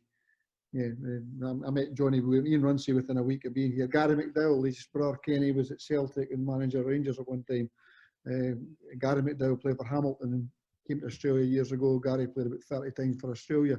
So people like that were very open and very friendly with us and helped to make us very welcome early on, or it could have been very hard. But yeah, I found there was a lot of people for England and Scotland. The Aussies have been great as well, to be fair. I think it's not about England and Scotland. I think it's people, and the majority of the Aussies are quite friendly, have a go type of people, like a beer, like a laugh, like hard work, and they like their sport. So no, I think of all the countries we did came, although the distance is a big problem, the place and the support for the amount of English and Scottish people that are there has been pretty huge. So you join a Brisbane Premier League club initially, and you hit the ground running, didn't you? The overnight success. Before you might keep coming up with names and things I remember for the past for this programme, the talking to you, well, Dave's mentioned a couple there again. You mentioned one, Paul Cherry. Paul Cherry was just a young lad at Hearts when I was there, and Alvin Martin, he said you broke Alvin's nose, and Alvin ended up playing about over 700 games for West Ham and 30 times for England. I stayed with Alvin Martin in Diggs for about a year and a half. And Alvin was the first person that met me off the train for Aberdeen at King's Cross Station. So it's amazing football. It's such a small community. And it's great hearing the stories for other people. Sorry to bring it up, but just names. No, it's good. Sorry, what was the question? You said you're appointed coach Yeah, at is it Wynnum Wolves? Wynnum Wolves, Brisbane Premier League club. Wynnum weren't one of the bigger clubs, but they'd been in the Premier Division for a while, but didn't they won nothing. I don't know what you mean. We must have, but the real story is the first 9 games we lost. So we ended up having great success within a year, but the first 9 games we had 9 defeats on the trot, not even a draw. I couldn't do anything. I was trying like a bear, and I just couldn't get anything right. And the more harder we tried, the worse it got. And I offered to resign straight away. And a committee meeting was called, and before I started talking straight away, I just said, look, I apologise. I said, I've tried everything I can. It's not working. I've given it my best shot. I says, I think I should step aside and let somebody get, because the club was working okay before I got there. Anyway, we managed to turn things around. We signed a few good young players for the Queensland Academy of Sport.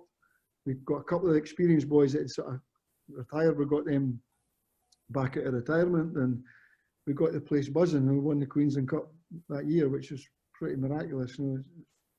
Is that our first major trophy in almost 80 years? Is that right? It was our first major trophy in 77 years, and they went on to win the league the year after I left. I was only there a year and a half, but we won the Queensland Cup, and I left them in the top 2 or 3 in the league. And when I moved on I went up to Sunshine Coast, which is an hour north of Brisbane, to a development role with Sunshine Coast Football. I became the local coaching director, which is a way for competitive football. It's a federation. Explain to the viewers what exactly is the format. How many teams? Both sexes, I take it. Yeah, well, I left one of them. Yeah, all ages for 5-year-old. I mean, they're very organised in Australia with their amateur football. The clubs are very organised. You got a club on a Saturday for 8:30 in the morning, 8 o'clock in the morning until 5 o'clock, 10 o'clock at night, because the senior games would be under floodlights at night. But football on the go all day, and there's loads of pitches. They've all got referees. Young kids get paid to referee. I don't know what happens in Scotland now, but yeah, I think they're very organised in their junior football, youth football, with the amateur side of it in Australia. So the job I went to was to move an hour north of Brisbane to the Sunshine Coast region, and my job was to oversee coach education and the development of the better young players. And I had to visit the clubs and put on a coaching demonstration, visit clubs a couple of times a year, but mainly look after the representative football and the coach education. After that, I was away to Solomon Islands after 2 years of that. Yes, so tell us, how did that suddenly you're elevated into international football, Solomon Isles in the year 2000? Solomon sounds fine, but Solomon was difficult. I mean, my life's never been simple.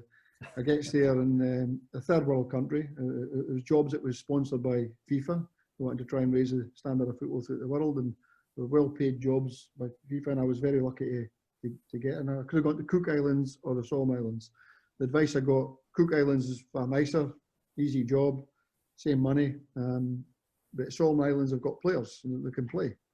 And so I went to the Solomon Islands, and look, it's half the time who you know in jobs in all walks of life. And basically, I had been working in the Sunshine Coast job, and I got to know Eddie Thompson before he passed away. Eddie had been an ex-Hearts player, a great player at Aberdeen. And so anyway, I got to know Eddie, and it was a friend of Eddie's assistant with the Australian national team, Leishman, a German coach. Because of my association with Eddie, he took a like to me. He was well connected in this whole region, and he pulled me aside at a coaching course and said there's a couple of jobs available. They were asking me. There's loads of people applying for them, but they were asking Leishman to who should they get, and he put my name forward, and I got the job. So it was away to Solomon. Sounded great. It was great in a lot of ways, but it was very difficult. There was a civil war erupted when I was there. There was a coup in Fiji, and then 2 months later there was a similar uprising in the Solomons. Solomons is a country, a massive amount of islands, hundreds of islands, 10 different provinces. They're all a different set of people, seafaring people, different colour of skin, and basically a civil war erupted. It was about land rights, and the police got taken over. They got disarmed, and there was no police, and there was 2 sets of rebels, all armed with guns, and it was mad. And I really should have just come home, but I sent my family back to Australia, and I stayed on. Look, you'll be here all day. The Solomon Islands, there's so many stories about Solomon. You'll be definitely. It sounds a wee bit reminiscent. I don't know. Have you seen out in Australia the Dave Robertson? He was out in Kashmir. Kashmir. I don't know if you. Well, it sounds like a very similar. I don't know if you can find it on YouTube, or maybe see if I can find a link for you, George. Very interesting. No, I wouldn't have the missus in the room when it's on. It's pretty powerful language.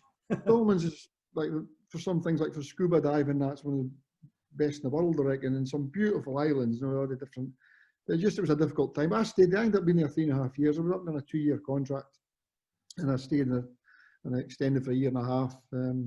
I coached all the different age groups. I had under 15s. There was national teams at under 15, under 16, 17, under 20s, under 23s, and the senior national team. So my job was to look after all the teams, and what the different teams were aiming at different tournaments at different times. So my job would be to select a team, train it and prepare it, take it to the tournament, and that was it. And then get a break, and then you start again with a different age group, heading towards another World Cup qualifiers, Oceania tournaments. So that's basically what it was for 3 years. Fascinating stuff, George. George, we'll hear about the second and up-to-date part of your career in Australia, but for the time being, thank you very much for giving us an insight to your how you first made the big move down under. Back to you, Dave Edwards. You've got 2 seconds. Aye, fair away. Floor's yours. That's my very last one, because there's too many different things. And very quickly, being to Solomons, there was a lot of things happening. There was bad things happening. There was things that you wouldn't even come from the north of Scotland. There was killings, and there was a lot of but anyway, we're playing in the Oceania Nations Cup, which is a big tournament, senior level, against Australia, who had top players from all over Europe on their side, top side, you know, the Duke Akul, the Aussies had a good side at the time. I've got 3 pro players, 2 played in New Zealand, 1 played in Australia, and the rest are amateur players just from the Solomons. Anyway, we've got the tournaments in Tahiti. Fantastic. You know, playing in Tahiti, Oceania Nations Cup, senior level against pro players. And we've done okay with them. I've got some good results with them in the early days there. And we've got into the semi-finals of this tournament, and we beat we've got Australia in the semis. We beat Vanuatu for 3rd place in the playoff for 3rd and 4th. But we're playing Australia. At that time, one of the other countries had got beat about 23-0, which is ridiculous. It's a farce to football at that level. You know, I think it was Samoa, Australia beat them 20, and people were saying, should these countries be involved in football at this level and things like that. So anyway, we're playing Australia in the semi-final. We're 6-0 down at half-time. And I think I've got a decent side, but Australia just too good, too strong, far too good for us. We're 6-0 down at half-time. What do you do as a coach? Boys, what do you do as a coach? And I didn't know what to do. I couldn't just praying for a miracle. And at half-time, instead of just feeling sorry for them, I went daft at them, and I was very aggressive at them, and a few choice swear words, and and questioned their braveness. There's people getting killed in their country back at home, and it's only a game of football. I says, what you scared though, because your colour of your skin, and they've got a head, 2 arms, 2 legs. They're only human beings. I threw everything at them. I was swearing. I was going. It was way over the top, and I'm thinking. And there's one guy who had brought into the team to sort of stiffen up the defence, and he just sat there and looked at me at half time. He stared at me. I'm thinking, I'm dead here. And this guy, he just stared at me, and I'm thinking, this guy's not happy. I stand up and punch my lights out or something. Anyway, the team went back onto the field, and after me going my dinger for 10 minutes, shouting, just throwing everything at him, I went berserk at him. It was in desperation, just trying to save some pride out of the game. And did the second half, and by all means, Australia definitely took their foot off the pedal. There's no doubt about that. But the second half was 0-0. The game finished 6-0. We lost 6-0, but it could have been 20-0. And it was 6. So they came off the park. You think they'd won the World Cup. They feel that they went 45 minutes against Australia at top level, and they felt they were as if they'd won a World Cup. They were delighted with themselves. At the end of the tournament, we beat Vanuatu for 3rd place in the playoff for 3rd and 4th. It's our highest ever position in world football. We've jumped 21 places in the FIFA rankings. Anyway, at the end of the tournament, they don't have a lot of money. I'll be very quick. This is a punchline. I've bought a few cases of beer for them. We're not out the pubs. There's no money to spend. They're in a third world country. So I bought a few cases of beer for them in the hotel in the evening. And we're just having a drink. I'm getting to know the players. I've only been there about 6 months at a time. I'm still getting to know them a wee bit. And this older striker, his name was Bob. Whenever black ace of spades, big white D, and he said, Coach. They called me Coach, not George. It was always Coach. Coach, the boys have been talking. They've asked me to talk to you. To ask you a question. She said, they've said it, they would like me to shout at them before the game.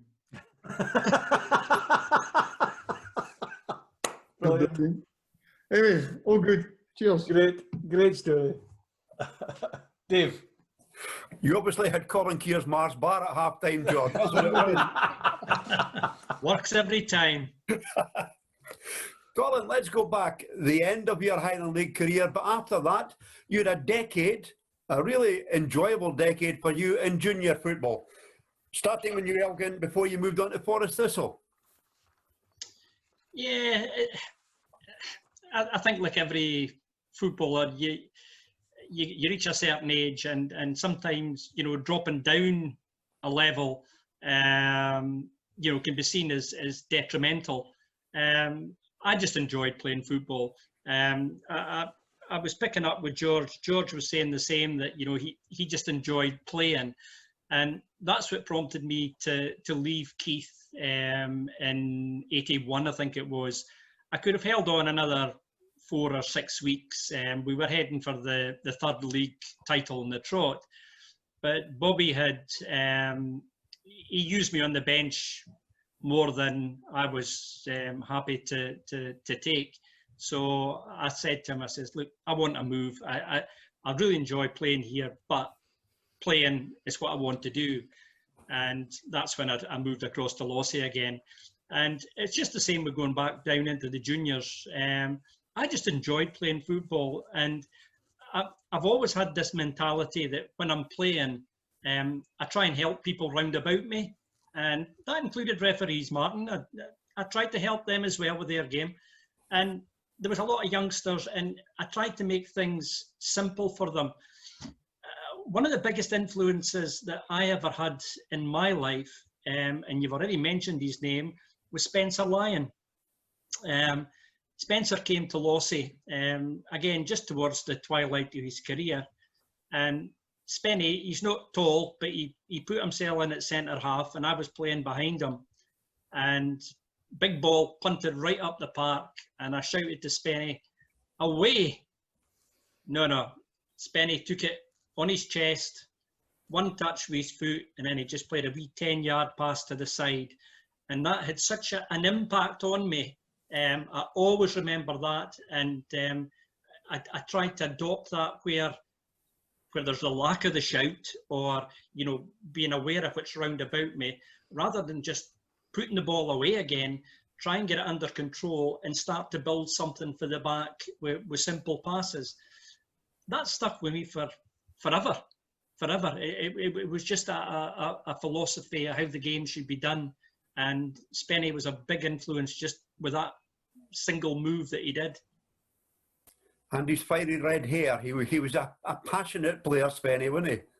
Well, again, you know, when I look back at some of the people I've been beside, you know, Ali Shewan, you know, everybody had their wee sayings and that. And one of Ali's catchphrases was, "I remember the day when I put Willie Henderson and Jimmy Johnston into the brick wall round Pittodrie." And Ali used to tell us that in training so many times, but he also taught us how to be streetwise, how to look after yourself, what to watch for and things. I know I'm sort of coming away for the junior thing again, but again, Martin, you'll maybe remember this. In my business life, I was in partnership with Bob Stewart, who was a referee. Yes, indeed. And we were playing at Elgin. It was the local derby at Grant Park at Christmas time. And Elgin had just signed Les Armstrong for Middlesbrough, I think it was. And Les had this, you know, typical ex-pro, just sort of turned into you, pushed you off, and then went across and picked the ball up. And I always remember Dave Lottie started it off, and I could see it coming. The ball was going to be knocked down the wing.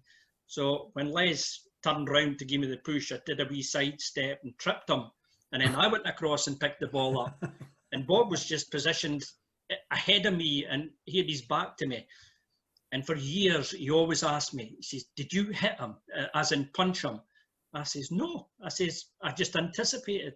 And to this day, I'm sure he thinks I still hit Les Armstrong. But in fact, I remember, I think it was that year, we actually beat Elgin 1-0 at Grant Park. And then in the return game at Borough Briggs, we either won 2-0 or 2-1 up at... Never had to buy a drink down in Lossie. All the fishermen were home, and the drinks were flowing in Lossie for weeks after that. Didn't matter your results at Lossie. If you beat Elgin at the Christmas or New Year game, everything else was forgiven. Sorry, but getting back to the juniors, I just enjoyed my time. Anything that sort of prolonged it. I did something really silly latterly, and I was coaxed into having a few games for Murray Social in the amateurs, and it was just like I was a target. As soon as I got the ball, there was all these people just diving in, just trying to hurt you because they kind of knew who you were. And I didn't enjoy that, and stopped very, very quickly. I didn't enjoy that. So I kind of knew that's a level, you know, I don't want to go to. You brought up a sad memory for me there, Colin, talking about the derby games with Elgin and Lossiemouth. I played against Lossiemouth in 1970-71 at Christmas Eve, and Dave Lottie was injured. I came into goal for Elgin, and we won 7-0 at Borough Briggs against Lossie. Move it forward 8 days later, New Year's Day 1971, 1:30 kick-off. I'm sitting in my dressing room on my own, the back of 1 o'clock. Nobody had arrived. I came down from Rothas. In walked the team. That day, Ali Shewan scored an own goal. Dougal Grant scored an own goal. And the third goal was scored by Tommy Sanderson, who Lossie had moved from centre-half to centre-forward. I'm a young 17-year-old keeper. Tommy took me and the ball into the back of net. Referee A.M. Smith, Englishman from Kinloss, signalled goal. And I said to him, how can it be a goal? They took me and the ball into the back of the net. It's a goal, young man, carry on. And Lossie beat us 3-0 that day, and that was my last ever game for Elgin City. I carried the can, but never mind. Hey-ho, Colin. Well, you mentioned Dave Lottie, and the school teacher that we had for PE was Innes MacDonald. Yep. And Innes got me down, I must have been about 15 maybe. He got me down to Elgin City just to get some training, and we were playing a bounce game against a junior club on a Wednesday night. And we were always told, when you see the goalkeeper getting the ball, get wide quickly, ready to receive it. So the build up of the game, and the ball came across, and I said, Dave Lottie's going to catch this. So I started running backwards towards the line, and I shouted to Dave for the ball, and he threw the ball out to me, and I took it on my chest, and he threw it with such pace, he actually knocked me over like a skittle. And that was when you realised that you were just skin and bone. But that was the physical presence that these players had back in them day. You were speaking about Jim Gerrard. I was playing left wing for Lossie down at Huntly, and Jimmy Gerrard introduced himself to me. Oh, don't tree trunks hit me, and I went flying. And you knew that was what you called a bone shaker. And when Jimmy tackled you, you knew you'd been tackled. But yeah, those were the days, right enough. Brilliant, Colin. Well, I'm sure we've passed the 3-hour mark again, so I'm going to hand back to the boss. It says 2 hours in my schedule, but I'm sure we're past 3 hours. So back to you, Martin. I think there's going to have to be some serious editing this week. George, what day is it? Yeah. What day is it? We have tried to get the right mix of guests so that nobody has lost the will to live as yet. I think we've been pretty successful so far, Dave, in that respect. Dave Caldwell, you finish your playing career at Cove. Were you involved in the Highland League Cup final that season against Lossie? I'm trying to think. I was, because I finished, just the memories, because I went to, when I finished, I went to Lossiemouth, Graham Masson. So so Colin know Graham Masson. Yeah. I think so. What had happened was I just basically had enough. I think I was, what was I? 38, I think I was, something like that. And I was in the pub and the phone rang, mobile phone rang, and it was Graham Masson. And Graham goes, "What are you doing on Saturday?" And I goes, "Why?" He says, "We're playing Elgin in the qualifying cup." And I said, "Well, I'm not fit enough." I said, "I've hardly trained for about 6 months or something like that." And he says, "Oh, you come and sit on the bench?" And I was like, "I'll come and sit on the bench." So I went out for a wee jog on the Friday night, went up on the Saturday, sat on the bench, and it was 0-0, and it was a qualifying cup. And the 83rd minute, he says to me, "Do you want to go on?" And I went on and scored the winner. I had to get a police escort off because I'd obviously played for Cali. And then I ended up manager. So I finished my career more or less at Lossiemouth because I was player manager up there for a bit. Because Graham, we played Bucky and I think we got beat 7-0. I'm sure I get sent off as well, the Bucky game. And afterwards, Graham kind of fell out with the committee a little bit. And then they said to me, "Would you take it on?" And I took it on, but then that's how I ended up down here, is I got offered a job twice the wage that season, and I kind of left. I enjoyed it. I played a weird and wonderful system because I learnt in Belgium. Well, we had too many defenders at Lossiemouth, and we were getting beat 7s and 6s. So I thought, what we're going to play is I played a 5-1-2-2. That's what I played. And I had the two guys, the wide guys, I sat everybody, the 2-2 sat wide and basically funneled them into this kid that sat in front, which was like the 4-2-3-1 system, and just basically spoiled it. And we actually got some joy out of it. But I remember, I think it was Kevin Williams, somebody said to me, he says, what system is that? Is that a 4-4-2? Is that a 4-4? And I said, "No, it's a 5-1-2-2. And he thought I was joking. He said, "Oh, aye, good one." And I was like, "No, it is."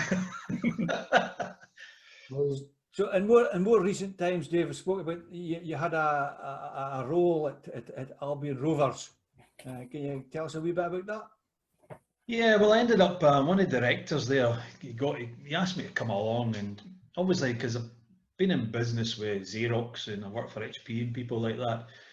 So I've got a football and a business kind of background, so he thought I'd be ideal to come along and help. So I went along to a couple of games, and then I ended up in the role as director of football, which was, and again, we got Celtic. We actually drew, well, I need to watch what I say here and be diplomatic, but the club wasn't doing well at that point.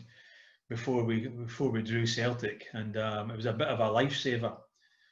And we played Celtic, and then I stayed there for a bit more. But then obviously there was a transition from Darren Young as manager to Brian Kerr. And we were still in the first division. But I met you a few times, obviously up and down the road, up in Peterhead and down the road and everything like that. And when Brian Kerr came in, we did actually fantastically well. When I left, we were third top of the first division, and I just left because I had my own vision of where the club, including 3G. I had my own vision where I thought the club should be, and it was kind of in contrast to some of the directors. So we decided just to part ways. But I really enjoyed my time there. It was good fun. Yeah, I know you said at the time that you found things quite frustrating at times. That it was almost like you had to sell the concept to a group of people first before you then had to try and sell it to the wider public, and that was very difficult. No, it was interesting. When I had a game, and Darren was hugely successful at the club. Darren was ambitious as well. So I think Darren now he's done really well, obviously in the game, and he's still got a long way to go in the game. And it was just the finances at the club were difficult, so I had to make I took the brunt of a lot of difficult decisions. But then Brian Kerr, I thought, was a fantastic, because he was a development manager at the time. And he came in and he had trouted. He got Troughton in at the time. I mean, I think they were the highest scoring team in Europe at one point, but they were winning games 4-3, and they were drawn 4-4. I think they beat. I think it was 4-3 against Forfar and some high scoring things. And then in the end, when I left around about Christmas time. It was in the window, because it's just the way I profiled the budget. So basically, loaded everything up front, more or less, to give us all the opportunities in the cup. And then you'd have to make some serious decisions round about the window in January in terms of the finances. And I thought, you're going to get more income that way, because you're better having all your players, because all the cups are at the beginning. So I think we ended up with St Johnstone in the Scottish Cup, and I enjoyed it, and I was disappointed when I left. The under-19s team there, we ended up, the team I took, we ended up putting the 21s in place at Clyde. And a lot of them played in the Glasgow Cup last year, and Danny Lenning's been terrific guy, Danny. We Alan Murray as well, and that's worked quite well. But obviously after the heart attack, I kind of took a wee bit of a back seat, and I'm just debating what to do in terms of life. Still might move to Australia and see George, but who knows? Well, Dave, I hope it's not too long before we do see you down at Clyde, and you're making the trip up north to Peterhead, albeit leaving empty-handed, but that's football. It's been fantastic seeing you again. Great to see you in good health, and thank you very much for giving us an insight to your career. Back to you, Dave. George, we're going to wind up the programme and your career to date with a look at your time coaching in Australia and Queensland. You've been the last 15, 16 years coaching, George, and you were Queensland Coach of the Year in 2007, 2008. It's a lifestyle you obviously enjoy, George, and you're still as passionate about the game as ever. Yeah, no, I'm enjoying just happy to be alive and still kicking. I play a bit of golf nowadays and trying to get a decent handicap. I'm enjoying my golf and enjoying my life. I just want to get this, it seems everyone else, just get this virus in check and get back to a bit of normality, and hope everyone can stay safe, I should say, and we can back. My what I do now is the football tours to the UK, and I run a coaching program for West Ham. I've done for the last 9 years all over Australia and New Zealand. It's grown to be quite busy. We take coaches out for London twice a year. We take 4 coaches out for London to do the camps, and then we do tours over there. West Ham's our main connection, but we're actually we've been far north as Inverness the last couple of years. Charlie Christie's been absolutely fantastic. The support he's gave us. We've been at Ross County, Hearts, Rangers. Dundee United a few years ago. We've been involved with many clubs, taking games over, playing friendly games, and getting coaching sessions and attending the games. So it's been great for me because I've got back home, and I love Scotland. I love the north of Scotland, but I also love Queensland where I am. So I can't be in both places at one time. But the football tours have been fantastic. Since this is the only year I haven't been back to Scotland and England in the last 10 years. So I'm actually quite enjoying. I mean, I was very ambitious at one time, trying to be as good a coach as I could, and there was some decent jobs that I was very close to, but they never happened. So I didn't know what to spend my life thinking. Oh, I wish I'd done that. Wish now I've had a go. We've got what we've got, and in the last few years I've been running these camps and tours. It's not what I set out to do. It's something I've sort of fell into, and I've actually really enjoyed it. Seeing the young kids and see their faces and their eyes popping out their heads at the big games in the UK and in the facilities, and getting the good coaching. And so I've actually been enjoying it. And I've a good thing on a selfish note, I've caught up with so many good friends from my football past. You know, because of, you know, in Australia you're away forever, but I've been back. So some years I've been to the UK 3 times in 1 year. So I've caught up with so many old teammates and old friends. It's been fantastic. So I'm a wee bit grounded at the moment, like everyone else. It's a shock to my system. I've been spending my time on the golf course, just wishing this virus would go away so we can get back to normality. Yeah. Going back to the start of the programme, I spoke about my big pal Kevin Jardine, who I was going to go down to the cricket with, and he's a massive West Ham fan. And he says, well, we're going to go down one day, we're going to go to West Ham. He says, but just can't get tickets. Now I've got a connection to maybe get me a couple of tickets for West Ham, George. So watch this space. I'll certainly try for you. George, we'll end it there.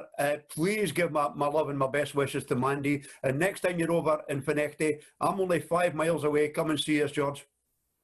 I look forward to it. It's been really smashing listening to the lads, Colin and Dave and Martin, yourself.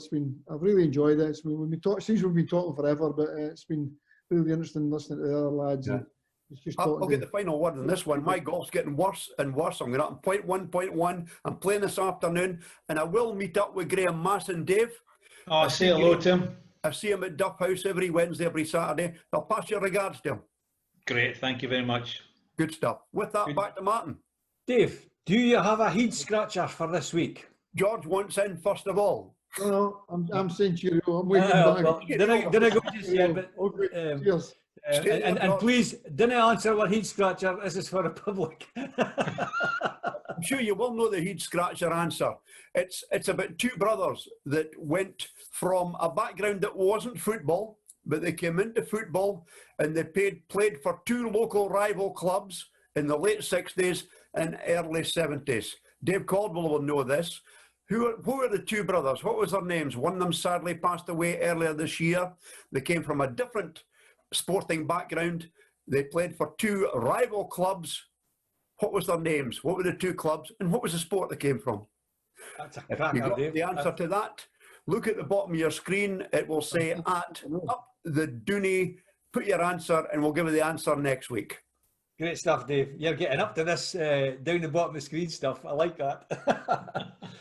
Once again, I've got to thank our guests, Colin Kier, Dave Caldwell, George Cowie. It's been fantastic. I know the show goes on and on and on and on, but to be fair, we're getting no complaints for Joe Public. You can always switch it off and go for a short holiday and come back and watch the rest of the show. It's great to hear all the stories, and it's amazing how we're all interlinked one way or another. I was actually trying to. The reason why I was asking if you played, Dave, in the 1994 League Cup final against Lossiemouth was I was on the line that day and all. But, I can't actually remember. Anyway, thanks again, guys. Really appreciate you being on. Next week, Dave, we've got another mystery guest. Okay. It's such a closely guarded secret. Even Dave and I didn't know who it is. The guest doesn't know who it is either, so you can work that out. Our second guest is a former player who helped bring Highland League fan interaction into the 21st century.